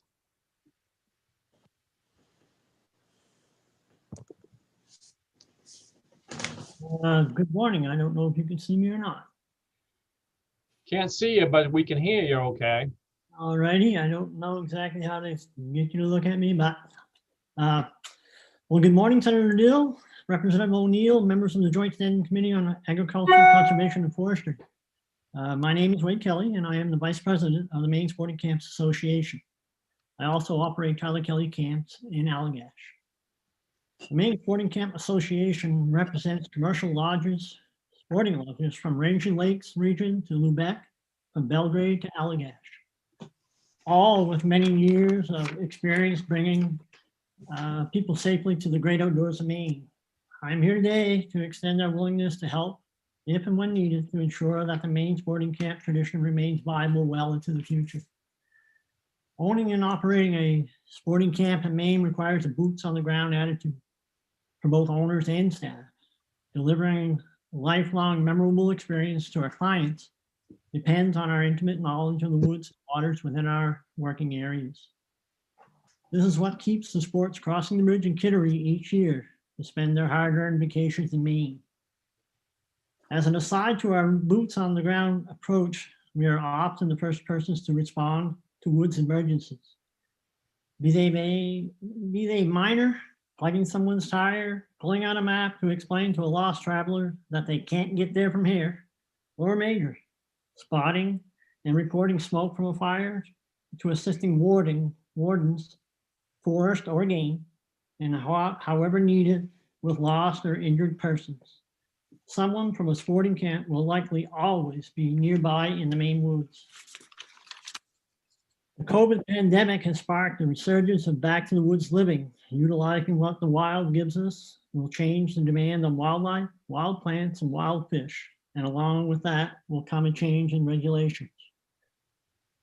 Given that what we do for a living puts us in the Maine woods the majority of our working time, sporting camp owners have many, many combined years of experience in the outdoor industry of Maine. Bringing thousands of people a year to the Maine woods and waters and instilling in them the love of the outdoors, the same love that has kept us as sporting camp owners, has given us an insight into the industry that we believe would be of value to you when deciding issues affecting Maine's outdoor traditions. And with that, I would like to thank you for the opportunity to introduce the Maine Sporting Camp Association, and would take any questions. Thank you.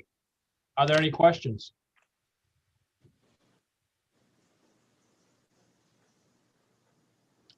Seeing none, again, thank you for your presentation. You're welcome. Thank you. And I believe this is the last one on our schedule, and that's Christopher O'Neill.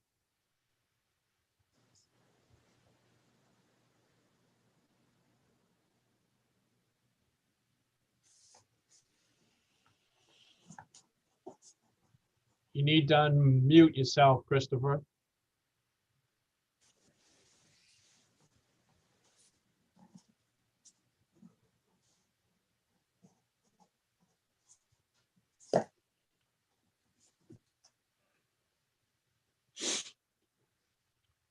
Chris, there you are. Can you hear us?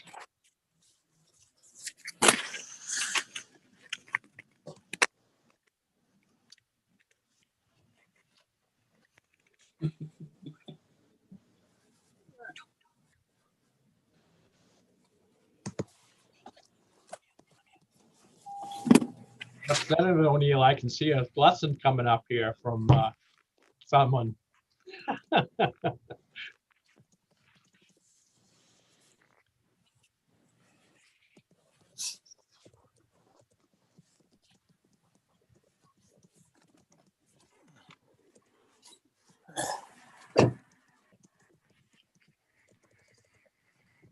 Are you all set? Chris? I'm sorry, Senator, did you call my name? Yes, you're up. All right, the audio is, it's all right. I don't need to listen to you as long as you, are you saying that I'm up now? You are up now, yes. Okay, thank you. And I won't take too much time. Chris O'Neill from New England Pest Management Association. I have represented this outfit for several years now. Sometimes we don't even need to show up in your committee, and other times we do. The Pest Management Association is made up of structural applicators. And by structural, that's basically people who do business in homes, apartment houses, hotels, hospitals, schools, churches, that sort of thing. And we're quick to point out to people that the term pest is not always appropriate. Pest makes the point of their work sometimes sound discretionary. The people I represent perform a vital public health function for the state of Maine.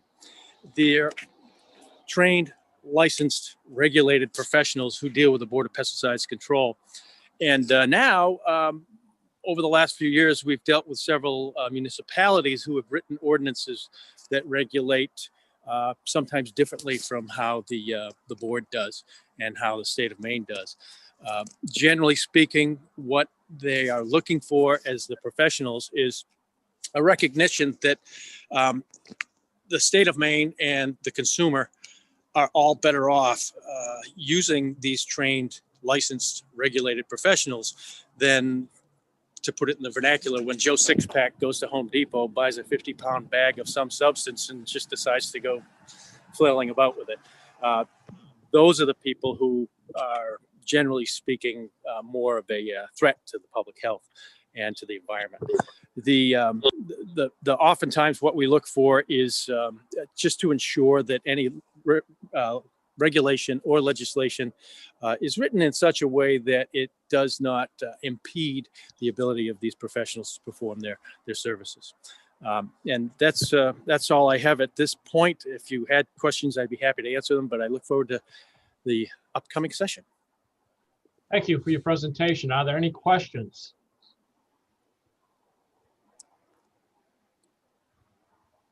I do not see any. So again, thank you. And thank you for your diligence on hanging on to the very end. Next, Cheryl or Kim, is there anything left? Is that everybody on our list? That's everybody. All right. Karen, anything that we need to do? Are we ready to adjourn? Oh, wait a minute, wait a minute. What do we wait? I made Karen and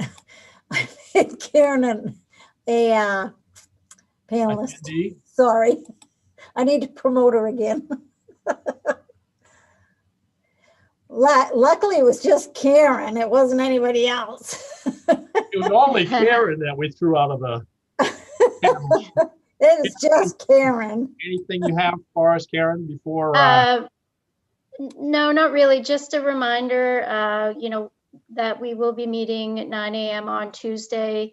It will be a work session on the supplemental budget bill, which the hearing was held today while you were having all the meet and greet. And then we'll follow that with a public hearing on two bills at 10 a.m.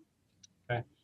And just so you know, Representative Fluker and Representative O'Neill were our representatives to AFA for the supplemental budget this morning. And with that, I know also, Karen, we have committee rules and procedures to go over too, and we will have to do that soon. maybe, I don't know how long will that take, do you think, Karen? You know, maybe about a half hour.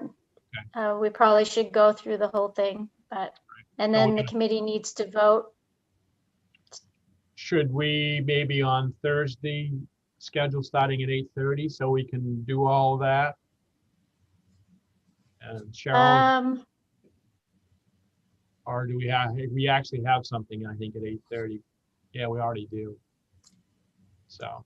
There may be time after the public hearing on Tuesday. I mean, depending on how quickly those two bills go. All right, yeah, we can do it then. Sounds Depending good. on the nor'easter. True. Okay, anything else from the committee before I ask for a motion to adjourn? I want to thank you all for your patience today. Yep, Representative Schofield, since you just raised your hand, have you figured out how to raise your hand via the computer? I can raise my hand by the computer by raising my hand in front of the screen. Is that what you mean, Senator? No, because I don't always see that. All right. I guess there's a button someplace I should probably. Well, yeah, you need to go to participants and put the cursor on your name. All right. And then it says there, more, or 3 little dots. Can you see that? No, but I'll figure it out. Okay. It's just I don't want to miss you, you know, if you're asking a question. I have seen you raise your hand, but depending on how many people are on the screen, I don't have everybody necessarily on my screen at any one time. You're very alert, though. I'm very confident in your alertness. I will figure that out, though. Thank you. I move we adjourn. Move to adjourn. Is there a second? It's been seconded by Representative McCray. All in favor? None opposed. Thank you. See you next week.